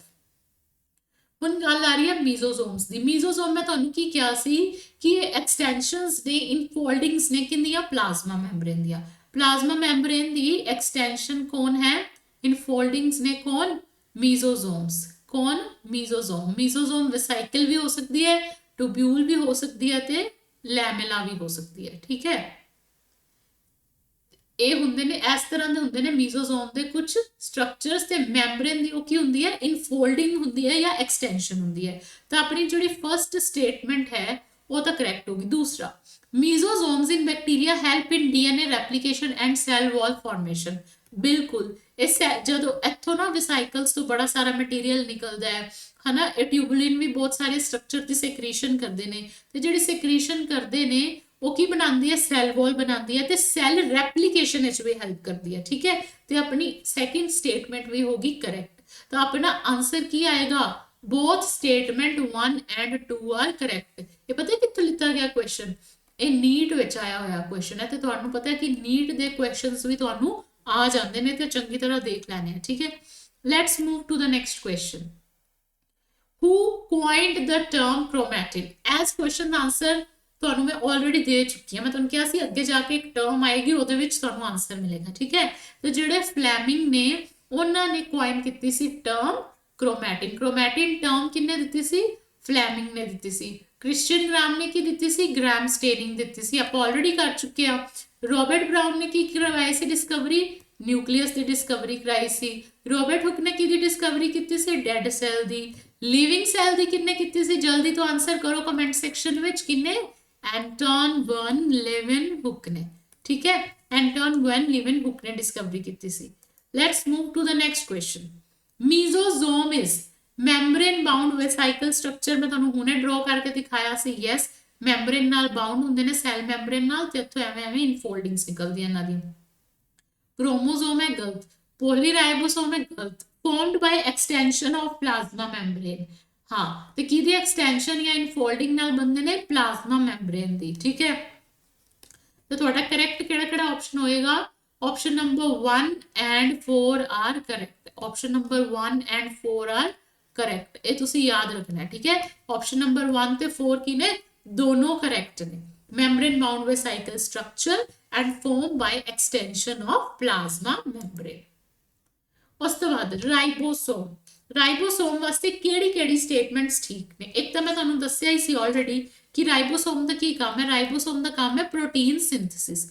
ਠੀਕ ਹੈ, ਜੇ ਪ੍ਰੋਟੀਨ ਸਿੰਥੇਸਿਸ ਕਰੇਗਾ ਤਾਂ ਕਰਕੇ ਆਪਾਂ ਇਹਨੂੰ ਪ੍ਰੋਟੀਨ ਫੈਕਟਰੀ ਤਾਂ ਕਹਿ ਹੀ ਸਕਦੇ ਹਾਂ। ਤਾਂ ਥਰਡ ਸਟੇਟਮੈਂਟ ਤਾਂ ਠੀਕ ਹੋਗੀ।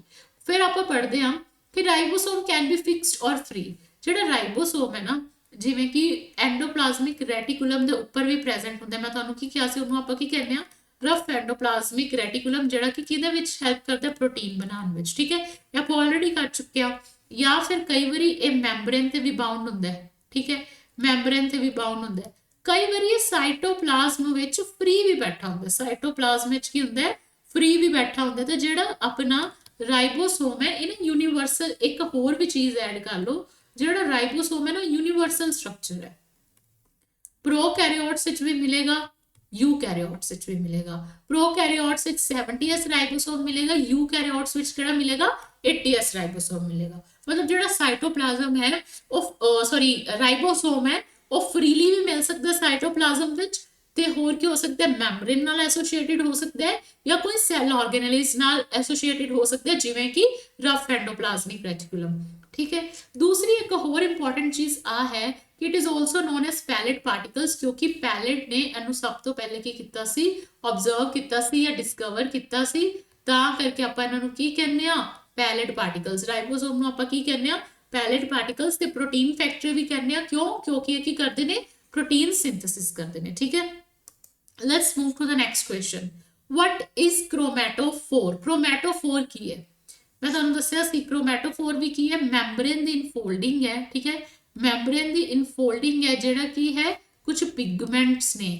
ਠੀਕ ਹੈ। ਤੇ ਕਿਸ ਤਰ੍ਹਾਂ ਦੇ ਪਿਗਮੈਂਟਸ ਨੇ, ਫੋਟੋਸਿੰਥੈਟਿਕ ਪਿਗਮੈਂਟਸ ਨੇ। ਕਿਸ ਤਰ੍ਹਾਂ ਦੇ ਪਿਗਮੈਂਟਸ ਨੇ, ਫੋਟੋਸਿੰਥੈਟਿਕ ਪਿਗਮੈਂਟਸ ਨੇ। ਠੀਕ ਹੈ। ਤੇ ਜਿਹੜੇ ਕ੍ਰੋਮੈਟੋਫੋਰ ਨੇ, ਨਿਊਕਲੀਅਸ ਲਾਈਕ ਸਟਰਕਚਰ ਨਹੀਂ ਹੁੰਦੇ। ਪ੍ਰੋਕੈਰੀਓਟਸ ਵਿੱਚ ਕ੍ਰੋਮੈਟੋਫੋਰਸ ਪਾਏ ਜਾਂਦੇ ਨੇ, ਤਾਂ ਮੈਂਬਰੇਨ ਬਾਉਂਡ ਆਰਗੇਨੇਲਿਜ਼ ਵੀ ਨਹੀਂ ਹੁੰਦੇ। ਤਾਂ ਆਪਣਾ ਕੀ ਆਪਸ਼ਨ ਬਚਿਆ, ਫੋਟੋਸਿੰਥੈਟਿਕ ਪਿਗਮੈਂਟਸ। ਤਾਂ option number 1 will be the correct answer to this question. ਪਹਿਲਾ ਜਿਹੜਾ ਆਪਣਾ ਆਪਸ਼ਨ ਕਰੈਕਟ ਹੈ ਉਹ ਕਿਹੜਾ ਹੈ, photosynthetic pigment. Let's move to the next question. Which of the following is not a part of mesosome? ਮੈਂ ਤੁਹਾਨੂੰ ਹੁਣੇ ਸਟਰਕਚਰ ਦੱਸਿਆ ਸੀ ਕਿਹੜੇ ਕਿਹੜੇ, ਟਿਬਿਊਲਸ, ਵੈਸਾਈਕਲ, ਲੈਮੇਲੇ, ਇਹ ਤਿੰਨੋਂ ਕਿਹਦੇ ਪਾਰਟ ਨੇ, ਮੀਜ਼ੋਜ਼ੋਮ ਦੇ। ਤੇ ਡੈਫੀਨੇਟਲੀ ਆਪਣਾ ਆਨਸਰ ਕੀ ਹੋ ਗਿਆ, ਆਪਸ਼ਨ ਨੰਬਰ 4। ਆਪਸ਼ਨ ਨੰਬਰ 4 ਕੀ ਹੈ, ਫਲੈਜਲਾ। ਫਲੈਜਲਾ ਕਿਹਦੇ ਤੋਂ ਬਣਿਆ ਹੁੰਦਾ ਹੈ, ਫਲੈਜਲਿਨ ਪ੍ਰੋਟੀਨ ਤੋਂ। ਫਲੈਜਲਿਨ ਪ੍ਰੋਟੀਨ ਤੋਂ ਕੀ ਬਣਦਾ ਆਪਣਾ, ਫਲੈਜਲਾ। ਠੀਕ ਹੈ। Now let's move to the next question. Alternative names of prokaryotic nucleus. ਕੁਝ ਨੇਮ ਆਲਰੇਡੀ ਆਪਾਂ ਡਿਸਕਸ ਕਰ ਚੁੱਕੇ ਹਾਂ, ਕੁਝ ਨਵੇਂ ਨੇਮਸ ਆਣਗੇ। ਹੁਣ ਤੁਸੀਂ ਇਹ ਦੱਸਣਾ ਹੈ ਕਿ ਇਹਦੇ ਵਿੱਚੋਂ how many of the options are correct. ਠੀਕ ਹੈ। ਤਾਂ ਸਭ ਤੋਂ ਪਹਿਲਾਂ ਇਹਨੂੰ ਨਿਊਕਲੀਓਇਡ ਬੋਲਦੇ ਆ, ਇਹ ਤਾਂ ਆਪਾਂ ਨੂੰ ਪਤਾ ਹੀ ਹੈ। ਦੂਸਰਾ ਹੈ ਕ੍ਰੋਮੋਨੀਮ ਐਂਡ ਇਨਸੀਪੀਐਂਟ ਨਿਊਕਲੀਅਸ, ਇਹ ਵੀ ਕਰੈਕਟ ਹੈ। ਠੀਕ ਹੈ। ਕ੍ਰੋਮੋਨੀਮ ਜਾਂ ਇਨਸੀਪੀਐਂਟ ਨਿਊਕਲੀਅਸ ਵੀ ਬੋਲਿਆ ਜਾਂਦਾ ਹੈ। ਜੀਨੋਫੋਰ ਐਂਡ ਪ੍ਰੋਕ੍ਰੋਮੋਸੋਮ ਵੀ ਬੋਲਿਆ ਜਾਂਦਾ ਹੈ। ਠੀਕ ਹੈ। क्रोमोसोम बोलिया जाता है, जीनोफोर बोलिया जाता है, प्रो क्रोमोसोम बोलिया जाता है। कि प्लाज्मिड बोलिया जाता है, नहीं प्लाज्मिड नहीं बोलिया जाता। प्लाज्मिड की हुंदा है, प्लाज्मिड हुंदा है एक्स्ट्रा क्रोमोसोमल डीएनए। प्लाज्मिड की हुंदा है एक्स्ट्रा क्रोमोसोमल डीएनए जिहड़ा कि बैक्टीरिया या प्रोकैरियोट्स विच प्रेजेंट हुंदा है। ठीक है। तो फिर अपने 1 फर्स्ट सेकंड एंड थर्ड ने जिहड़े 3 ऑप्शंस करेक्ट हो गए अपने। तो मतलब कि how many of the options are correct, तो 3 ऑप्शंस अपने करेक्ट ने। ठीक है। Nucleoid, nucleoid, chromonema, incipient nucleus, genophore and prochromosome. ठीक है। मैं तुहानू नाम आई थिंक चंगी तरह हुण याद हो गए होंगे। ते जिहड़ा प्लाज्मिड है वो की हुंदा है, प्लाज्मिड है अपना एक्स्ट्रा क्रोमोसोमल डीएनए। ज्यादा मैं तुहानू तां नहीं दसदी पई क्योंकि अगले 1-2 क्वेश्चंस भी हैगे ने इहदे ते प्लाज्मिड ते। Which of the following is used as vector in genetic engineering? Genetic engineering वास्ते vector ਆਪਾਂ ਕਿਨੂੰ यूज ਕਰਦੇ ਆ, ਆਪਾਂ vector यूज ਕਰਦੇ ਆ extra chromosomal DNA ਨੂੰ। तो extra chromosomal DNA ਕਿਹੜਾ ਹੈ ਆਪਣਾ, plasmid itself। ਮੈਂ ਤੁਹਾਨੂੰ ਦੱਸਿਆ ਸੀ ਨਾ plasmid ਤੇ ਕੁਐਸਚਨ ਆਣਗੇ। ਮਤਲਬ ਕਿ ਜਿਵੇਂ ਮੰਨ ਲਓ ਆਪਾਂ ਐਂਟੀਬਾਇਓਟਿਕ ਤਿਆਰ ਕਰਨੀ ਹੋਏ, ਇਹ ਕੀ ਹੁੰਦੇ ਨੇ, ਸੈਲਫ ਰੈਪਲੀਕੇਸ਼ਨ ਕਰ ਲੈਂਦੇ ਨੇ। ਜਿਹੜੇ ਪਲਾਜ਼ਮਿਡਸ ਹੁੰਦੇ ਨੇ ਨਾ, ਇਹ ਕੀ ਕਰ ਲੈਂਦੇ ਨੇ, ਸੈਲਫ ਰੈਪਲੀਕੇਸ਼ਨ ਕਰ ਲੈਂਦੇ ਨੇ। ਤਾਂ ਕਰਕੇ ਜਦੋਂ ਆਪਾਂ ਐਂਟੀਬਾਇਓਟਿਕਸ ਬਣਾਉਣੀਆਂ ਹੋਣ ਨਾ, ਤਾਂ ਆਪਾਂ ਜੈਨੇਟਿਕ ਇੰਜੀਨੀਅਰਿੰਗ ਵਿੱਚ ਕਿਹਦਾ ਯੂਜ਼ ਕਰਦੇ ਆ, ਐਕਸਟਰਾ ਕ੍ਰੋਮੋਸੋਮਲ ਡੀਐਨਏ ਦਾ ਜਾਂ ਕਿੰਦਾ, ਪਲਾਜ਼ਮਿਡ ਦਾ। ਠੀਕ ਹੈ। I think I am very clear. Chromatophore ਤਾਂ ਆਪਾਂ ਨੂੰ ਪਤਾ ਹੀ ਹੈ ਕਿ ਕੀ ਸੀ, ਫੋਟੋਸਿੰਥੈਟਿਕ ਪਿਗਮੈਂਟ ਸੀ। ਟਿਬਿਊਲਸ ਵੀ ਸਿਕ੍ਰੀਸ਼ਨ ਵਾਸਤੇ ਯੂਜ਼ ਹੁੰਦੇ ਆ, ਮੀਜ਼ੋਜ਼ੋਮ ਦੀ ਇਨਫੋਲਡਿੰਗ ਹੈ। ਠੀਕ ਹੈ। ਰਾਈਬੋਸੋਮ ਕੀ ਕਹਿੰਦਾ, ਪ੍ਰੋਟੀਨ ਬਣਾਏਗਾ। ਠੀਕ ਹੈ। ਤਾਂ ਆਈ ਥਿੰਕ ਇੱਕ ਹੀ ਆਪਸ਼ਨ ਵੈਸੇ ਵੀ ਬਚਦਾ ਸੀ, ਐਕਸਟਰਾ ਕ੍ਰੋਮੋਸੋਮਲ ਡੀਐਨਏ, ਉਹਨੂੰ ਕੀ ਕਹਿੰਦੇ ਆਪਾਂ, plasmid. Let's move to the next question. Which is incorrect for plasmid? ਹੁਣ ਇਹ ਤਾਂ ਤੁਹਾਨੂੰ ਐਕਸਟਰਾ ਕ੍ਰੋਮੋਸੋਮਲ ਡੀਐਨਏ ਤਾਂ ਸੁਣ ਕੇ ਹਲੇ ਤੱਕ ਯਾਦ ਹੀ ਹੋ ਗਿਆ ਹੋਏਗਾ। ਠੀਕ ਹੈ। ਐਕਸਟਰਾ ਕ੍ਰੋਮੋਸੋਮਲ ਡੀਐਨਏ ਹੈ। ਪਲਾਸਟਿਡਸ ਦਾ ਪਿਗਮੈਂਟਸ ਹੁੰਦੇ ਨੇ। ਹੁਣੇ ਮੈਂ ਤੁਹਾਨੂੰ ਆ ਵੀ ਦੱਸਿਆ ਕਿ ਜਿਹੜਾ ਇਹ ਹੈ ਕੀ ਕਰਦਾ, ਸੈਲਫ ਰੈਪਲੀਕੇਸ਼ਨ ਕਰਦਾ ਹੈ। ਠੀਕ ਹੈ। ਪਲਾਸਟਿਡਸ ਕੀ, ਪਲਾਜ਼ਮਿਡ ਕੀ ਕਰਦਾ ਹੈ, ਸੈਲਫ ਰੈਪਲੀਕੇਸ਼ਨ ਕਰਦਾ ਹੈ। दूसरी provides unique phenotypic character to the bacteria. एक ही करते एक यूनिक फिनोटिपिक करैक्टर प्रोवाइड करता है बैक्टीरिया नू। आपां जिहड़ी एंटीबायोटिक्स है ना, एंटीबायोटिक जिहड़ी आपां बनाने आ वो भी इहदी मदद नाल बनाने आ। ते किहदे विच काम आंदा है, जेनेटिक इंजीनियरिंग विच काम आंदा है। ठीक है, जेनेटिक इंजीनियरिंग विच काम आंदा है। तो फिर आपां नू की पूछिया विच इज इनकरैक्ट फॉर प्लाज्मिड, तो फिर इनकरैक्ट वाला किहड़ा होया, ऑप्शन नंबर 2। तो अपना आंसर क्या आ जाएगा, प्लास्टिड्स। आंसर क्या आ जाएगा, plastids. Let's move to the next question. ਹੁਣ ਨੈਕਸਟ ਕੁਐਸਚਨ ਤੁਹਾਡੇ ਕੋਲ ਪੁੱਛਿਆ ਗਿਆ ਜਿਹੜਾ ਬੈਕਟੀਰੀਅਲ ਫਲੈਜਲਾ ਹੈ ਉਹ ਮਲਟੀ ਸਟ੍ਰੈਂਡਡ ਹੈ, ਡਬਲ ਸਟ੍ਰੈਂਡਡ ਹੈ, ਯੂਨੀਸਟ੍ਰੈਂਡਡ ਹੈ ਜਾਂ ਟ੍ਰਿਪਲੀ ਸਟ੍ਰੈਂਡਡ ਹੈ। ਤਾਂ ਜਿਹੜਾ ਬੈਕਟੀਰੀਆ ਦਾ ਫਲੈਜਲਾ ਹੈ ਉਹ ਕੀ ਹੈ, ਯੂਨੀਸਟ੍ਰੈਂਡਡ ਹੈ। ਕਿਸ ਤਰ੍ਹਾਂ ਦਾ ਹੈ, ਯੂਨੀਸਟ੍ਰੈਂਡਡ ਹੈ। ਇੱਕ ਹੀ ਸਟ੍ਰੈਂਡ ਪ੍ਰੈਜ਼ੈਂਟ ਹੁੰਦਾ ਹੈ ਫਲੈਜਲਾ ਦਾ ਸੈਲ ਮੈਂਬਰੇਨ ਤੋਂ ਬਾਹਰ, ਠੀਕ ਹੈ। ਇੱਕ ਹੀ ਸਟ੍ਰੈਂਡ ਪ੍ਰੈਜ਼ੈਂਟ ਹੁੰਦਾ ਹੈ ਜਿਹੜਾ ਕਿ ਥੱਲੇ ਕੀ ਜੁਆਇਨ ਹੁੰਦਾ ਹੈ, ਇਹਦੇ ਵਿੱਚ ਕੀ ਹੁੰਦੀ ਹੈ, ਹੁੱਕ। ਇਹਦੇ ਵਿੱਚ ਕੀ ਹੁੰਦੀ ਹੈ, ਹੁੱਕ ਹੁੰਦੀ ਹੈ ਇੱਕ, ਠੀਕ ਹੈ। ਇੱਕ ਹੁੱਕ ਹੁੰਦੀ ਹੈ ਤੇ ਨਾਲ ਹੁੰਦੀ ਹੈ ਬੇਸਲ ਬੋਡੀ। ਹੁੱਕ ਹੈ, ਠੀਕ ਹੈ। ਹੁੱਕ ਨੇ ਕਿਹਨੂੰ ਕਿਹਨੂੰ ਜੁਆਇਨ ਕੀਤਾ ਹੋਇਆ, ਬੇਸਲ ਬੋਡੀ, ਤੇ ਇਹਨੂੰ ਆਪਾਂ ਕੀ ਕਹਿੰਦੇ ਆ, ਫਿਲਾਮੈਂਟ, ਠੀਕ ਹੈ। ਹੁੱਕ ਨੇ ਕਿਹਨੂੰ ਕਿਹਨੂੰ ਜੁਆਇਨ ਕੀਤਾ ਹੋਇਆ, ਬੇਸਲ ਬੋਡੀ ਤੇ ਫਿਲਾਮੈਂਟ, ਤੇ ਇਹ ਕਿਹਦਾ ਸਟਰਕਚਰ ਹੈ, ਫਲੈਜੀਲਾ। ਕਿਹਦਾ ਸਟਰਕਚਰ ਹੈ, ਫਲੈਜੀਲਾ ਦਾ। ਜਦੋਂ ਥਿਊਰੀ ਕਲਾਸ ਕਰਾਂਗੇ ਉਦੋਂ ਆਪਾਂ ਇਹਨੂੰ ਚੰਗੀ ਤਰ੍ਹਾਂ ਕਰਾਂਗੇ। ਤੇ ਜਿਹੜੀ ਫਲੈਜੀਲਾ ਹੈ ਉਹ ਕੀ ਹੁੰਦੀ ਹੈ, ਯੂਨੀਸਟ੍ਰੈਂਡਡ, ਮਤਲਬ ਇੱਕ ਹੀ ਸਟ੍ਰੈਂਡ ਹੈ, ਠੀਕ ਹੈ। Let's move to the next question. Which of the following is the extension of cell membrane? ਹੁਣ ਇਹਦੇ ਵਿੱਚ ਦੋ ਜਿਹੜੇ ਸਾਰੇ ਆਪਸ਼ਨਸ ਨੇ ਇੱਥੇ all ਆਣਾ ਚਾਹੀਦਾ ਸੀ। ਆਪਸ਼ਨ ਨੰਬਰ 4 ਕੀ ਹੋਣਾ ਚਾਹੀਦਾ ਸੀ, all। ਜਿਹੜਾ ਕ੍ਰੋਮੈਟੋਫੋਰ ਹੈ ਉਹ ਵੀ ਕੀ ਹੈ, ਮੈਂਬਰੇਨ ਦੀ ਐਕਸਟੈਂਸ਼ਨ ਹੈ। ਤੁਹਾਨੂੰ ਕਿਹਾ ਸੀ ਕਿ ਮੈਂਬਰੇਨ ਤੋਂ ਇੱਥੇ ਐਵੇਂ ਨਿਕਲਦਾ ਹੈ ਤੇ ਇਹਦੇ ਉੱਤੇ ਕੀ ਪ੍ਰੈਜ਼ੈਂਟ ਹੁੰਦੇ ਆ, ਪਿਗਮੈਂਟਸ ਪ੍ਰੈਜ਼ੈਂਟ ਹੁੰਦੇ ਆ, ਠੀਕ ਹੈ। ਤੇ ਜਿਹੜੇ ਮੀਜ਼ੋਜ਼ੋਮਸ ਨੇ ਉਹ ਵੀ ਐਵੇਂ ਪ੍ਰੈਜ਼ੈਂਟ ਹੁੰਦੇ ਆ ਮੈਂਬਰੇਨ ਦੀ ਇਨਫੋਲਡਿੰਗ। ਤੇ ਮੈਂਬਰੇਨ ਤੋਂ ਪ੍ਰੋਡਿਊਟ ਆਊਟ ਹੁੰਦੇ ਨੇ ਫਲੈਜੀਲਾ। ਇਹ ਵੀ ਹੈਗੇ ਮੈਂਬਰੇਨ ਦੀ ਇਨਫੋਲਡਿੰਗ ਹੈ। ਤੇ ਤਿੰਨੋਂ ਦੇ ਤਿੰਨੋਂ ਕੀ ਨੇ, ਮੈਂਬਰੇਨ ਦੀ ਕੀ ਨੇ, ਐਕਸਟੈਂਸ਼ਨ ਨੇ। ਮੈਂਬਰੇਨ ਤੋਂ ਹੀ ਬੰਦੇ ਨੇ, ਮੈਂਬਰੇਨ ਹੀ ਐਕਸਟੈਂਡ ਕਰਦੀ ਹੈ। ਜੇ ਉਹ ਆਊਟਰ ਵੱਲ ਨੂੰ ਐਕਸਟੈਂਡ ਕਰਦੀ ਹੈ ਫਲੈਜੀਲਾ ਵਾਸਤੇ, ਤੇ ਇਨਰ ਸਾਈਡ ਆਫ ਮੈਂਬਰੇਨ ਨੂੰ ਐਕਸਟੈਂਡ ਕਰਦੀ ਹੈ ਮੀਜ਼ੋਜ਼ੋਮ ਤੇ ਕ੍ਰੋਮੈਟੋਫੋਰ ਵਾਸਤੇ। ਆਈ think I am very clear, ਠੀਕ ਹੈ। ਤੇ ਨਾ ਇੱਕ ਆ ਵੀ ਚੀਜ਼ ਦੀ ਬੜੀ ਕਨਫਿਊਜ਼ਨ ਹੁੰਦੀ ਹੈ ਕਿ ਐਨਸੀਈਆਰਟੀ ਚ ਲਿਖਿਆ ਹੋਇਆ ਕਿ ਜਿਹੜੀ ਫਲੈਜੀਲਾ ਹੈ ਉਹ ਤਾਂ ਸੈੱਲ ਵਾਲ ਤੋਂ ਬਾਹਰ ਨਿਕਲਦੀ ਹੈ। ਸੈੱਲ ਵਾਲ ਨੂੰ ਬਰਸਟ ਕਰਕੇ ਉਹ ਬਾਹਰ ਨਿਕਲਦੀ ਹੈ, ਹਨਾ। ਜਿਹੜੀ ਸੈੱਲ ਵਾਲ ਦੀ ਕਵਰਿੰਗ ਹੁੰਦੀ ਹੈ, ਜਿਵੇਂ ਕਿ ਮੰਨ ਲਓ ਇਹ ਸੈੱਲ ਵਾਲ ਹੈ, ਇਹ ਆਪਣੀ ਸੈਲ ਮੈਂਬਰੇਨ ਹੈ। ਜਿਹੜੀ ਫਲੈਜੀਲਾ ਹੈ ਨਾ ਉਹ ਐਕਸਟੈਂਸ਼ਨ ਕਿੰਦੀ ਹੈ, ਉਹ ਐਕਸਟੈਂਸ਼ਨ ਹੈਗੀ ਸੈੱਲ ਮੈਂਬਰੇਨ ਦੀ, ਪਰ ਉਹ ਸੈੱਲ ਵਾਲ ਨੂੰ ਤੋੜ ਕੇ ਬਾਹਰ ਨਿਕਲਦੀ ਹੈ। ਤਾਂ ਕਰਕੇ ਆਪਾਂ ਕਹਿ ਦਿੰਦੇ ਆ ਕਿ ਜਿਹੜੀ ਫਲੈਜੀਲਾ ਹੈ that is an extension of cell membrane। ਜਦੋਂ ਤੁਹਾਨੂੰ ਵਰਡ ਦਿਖ ਜੇ of, ਠੀਕ ਹੈ, ਉਹਨੂੰ ਉਹ ਕੀ ਹੋਏਗਾ, ਤਾਂ ਵੀ ਫਲੈਜੀਲਾ ਆਏਗਾ। ਮਤਲਬ ਸੈਲ ਮੈਂਬਰੇਨ ਤੋਂ ਜਿਹੜੀ ਫਲੈਜੀਲਾ ਹੈ ਉਹਦੀ ਐਕਸਟੈਂਸ਼ਨ ਹੈ, ਉਹਦੇ ਤੋਂ ਬਣਦੀ ਹੈ। ਬਟ ਜੇ ਉਹਨੂੰ ਪ੍ਰੋਟਰੂਡ ਆਊਟ ਕਰਕੇ ਬਾਹਰ ਨਿਕਲਦੀ ਹੈ ਤਾਂ ਆਪਾਂ ਉਹਨੂੰ ਕੀ ਕਹਿ ਦਿੰਦੇ ਆ, ਫਰੋਮ ਸੈਲ ਵਾਲ। ਨਿਕਲਦੀ ਕਿੱਥੋਂ ਹੈ, ਫਰੋਮ ਸੈਲ ਵਾਲ। ਜਦੋਂ ਫਰੋਮ ਜਾਂ 4 ਹੋਵੇ ਆਪਸ਼ਨ ਵਿੱਚ ਤਾਂ ਆਨਸਰ ਤੁਹਾਡਾ ਹੋ ਜਾਏਗਾ ਸੈਲ ਵਾਲ। ਬਟ ਜਦੋਂ ਆਪਾਂ ਐਕਸਟੈਂਸ਼ਨ ਆਫ ਦੀ ਗੱਲ ਕਰਾਂਗੇ ਉਦੋਂ ਕੀ ਹੋਏਗਾ, ਸੈਲ ਮੈਂਬਰੇਨ, ਠੀਕ ਹੈ। Let's move to the next question. Flagella in prokaryotic cell is made up of dash protein। ਜਿਹੜਾ flagella ਹੈ ਉਹ ਕਿਸ ਦਾ ਬਣਿਆ ਹੋਇਆ, ਮੈਂ ਆਲਰੇਡੀ ਤੁਹਾਨੂੰ ਦੱਸ ਚੁੱਕੀ ਹਾਂ ਕਿੰਨਾ ਬਣਿਆ ਹੋਇਆ ਹੈ, ਫਲੈਜਲਿਨ ਪ੍ਰੋਟੀਨ ਦਾ। ਪਾਇਲਿਨ ਪ੍ਰੋਟੀਨ ਕਿੰਦੇ ਵਿੱਚ ਹੁੰਦਾ ਹੈ, ਪਿਲਾਏ ਵਿੱਚ, ਠੀਕ ਹੈ। ਤੇ ਟਿਊਬਲਿਨ ਹੁੰਦਾ ਹੈ ਯੂਕੈਰੀਓਟਿਕ। ਜਿਹੜਾ ਯੂਕੈਰੀਓਟਿਕ ਆਪਣਾ ਫਲੈਜਲਾ ਹੁੰਦਾ ਹੈ ਉਹਦੇ ਵਿੱਚ ਕਿਹੜਾ ਪ੍ਰੋਟੀਨ ਹੁੰਦਾ ਹੈ, ਟਿਊਬਲਿਨ। ਯੂਕੈਰੀਓਟਿਕ ਫਲੈਜਲਾ ਵਿੱਚ ਆਪਾਂ ਨੂੰ ਕੀ ਦੇਖਣ ਨੂੰ ਮਿਲਦਾ ਹੈ, ਟਿਊਬਲਿਨ ਪ੍ਰੋਟੀਨ। ਫਲੈਜਲਿਨ ਪ੍ਰੋਟੀਨ ਕਿੰਦੇ ਵਿੱਚ ਦੇਖਣ ਨੂੰ ਮਿਲੇਗਾ, ਪ੍ਰੋਕੈਰੀਓਟਿਕ ਸੈੱਲ ਦੇ ਫਲੈਜਲਾਸ, ਠੀਕ ਹੈ। I think I am very clear. ਤਾਂ ਤੁਹਾਨੂੰ ਮੈਂ ਇਹ ਕਹਾਂਗੀ ਕਿ ਜੇ ਤੁਹਾਨੂੰ ਇਸ ਸੈਸ਼ਨ ਦੇ ਨੋਟਸ ਵਗੈਰਾ ਚਾਹੀਦੇ ਨੇ ਤਾਂ ਪਲੀਜ਼ ਟੈਲੀਗ੍ਰਾਮ ਚੈਨਲ ਨੂੰ ਜੁਆਇਨ ਕਰ ਲਓ, ਮਾਸਟਰ ਕੈਡਰ ਸਾਇੰਸ ਬਾਈ ਰਿਦਮ ਮੈਮ।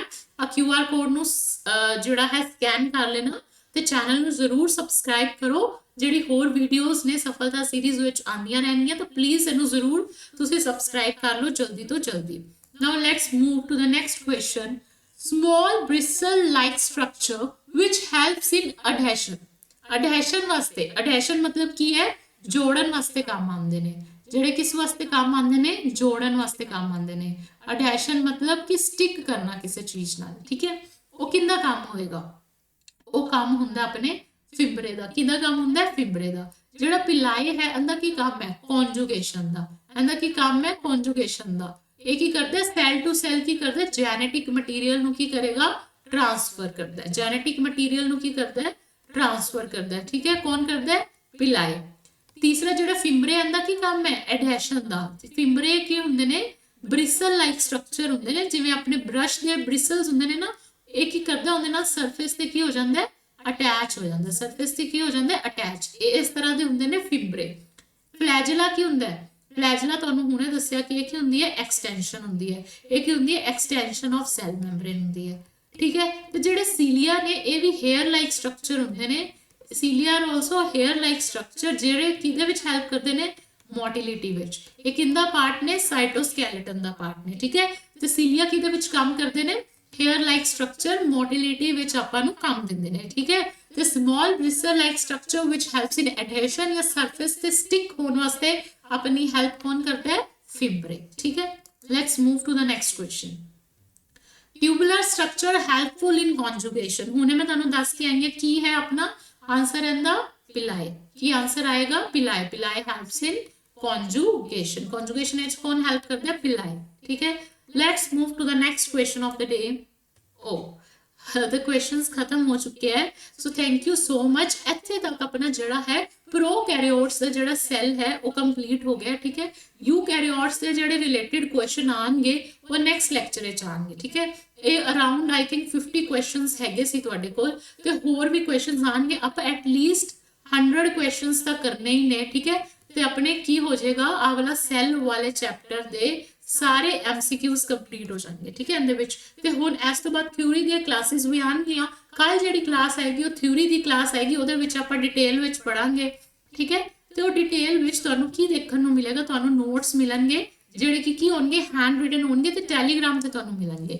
ਦੂਸਰਾ, ਆਪਾਂ ਜਿਹੜਾ ਟੌਪਿਕ ਪੜਿਆ ਹੋਏਗਾ ਉਹਨੂੰ ਮੈਂ ਡਿਟੇਲ 'ਚ ਐਕਸਪਲੇਨ ਕਰਨਾ ਹੈ, ਟੌਪਿਕ ਨੂੰ ਡਿਟੇਲ 'ਚ ਐਕਸਪਲੇਨ ਕਰਨਾ ਹੈ, ਤੇ ਪੂਰੀ ਉਹਦੀ ਥਿਊਰੀ ਡਿਸਕਸ ਹੋਏਗੀ ਵਿਦ ਡਾਇਗ੍ਰਾਮਸ। ਸਾਰੀ ਚੀਜ਼ਾਂ ਹੋਣਗੀਆਂ, ਤੁਹਾਨੂੰ ਚੰਗੀ ਤਰ੍ਹਾਂ ਸਮਝ ਆਏਗਾ। ਤੇ ਕਮੈਂਟ ਕਰਕੇ ਦੱਸਣਾ ਕਿ ਤੁਹਾਡੇ ਕਿੰਨੇ ਕੁਐਸਚਨਸ ਠੀਕ ਹੋਏ ਨੇ। ਠੀਕ ਹੈ, ਕਿੰਨੇ ਕੁਐਸਚਨਸ ਠੀਕ ਹੋਏ ਨੇ, ਤੁਸੀਂ ਸਿਰਫ ਆ ਦੱਸ ਦਿਓ ਜੇ ਕਿੰਨੇ ਕੁਐਸਚਨ ਗਲਤ ਹੋਏ ਨੇ। ਮੈਂ ਆਪੇ ਅਨੁਮਾਨ ਲਗਾ ਲਾਂਗੀ ਕਿ ਤੁਹਾਡੀ ਤਿਆਰੀ ਦਾ ਲੈਵਲ ਕਿੱਥੇ ਤੱਕ ਹੈ, ਤੇ ਮੈਨੂੰ ਆਪਦੀ ਥਿਊਰੀ ਵਾਲੀ ਕਲਾਸ ਕਿੰਨੀ ਕੁ ਵਾਸਟ ਲੈ ਕੇ ਆਣੀ ਚਾਹੀਦੀ ਹੈ। ਠੀਕ ਹੈ, ਤੇ ਜਿਹੜੇ ਵੀ ਤੁਹਾਡੇ ਨੋਟਸ ਵਗੈਰਾ ਹੋਣਗੇ ਉਹ ਟੈਲੀਗ੍ਰਾਮ ਦੇ ਲਿੰਕ ਨੂੰ ਤੁਸੀਂ ਪਲੀਜ਼ ਜੁਆਇਨ ਕਰ ਲਓ। ਮੈਂ ਕਮੈਂਟ ਸੈਕਸ਼ਨ ਵਿੱਚ ਤੁਹਾਨੂੰ ਲਿੰਕ ਪ੍ਰੋਵਾਈਡ ਕਰ ਦਾਂਗੀ।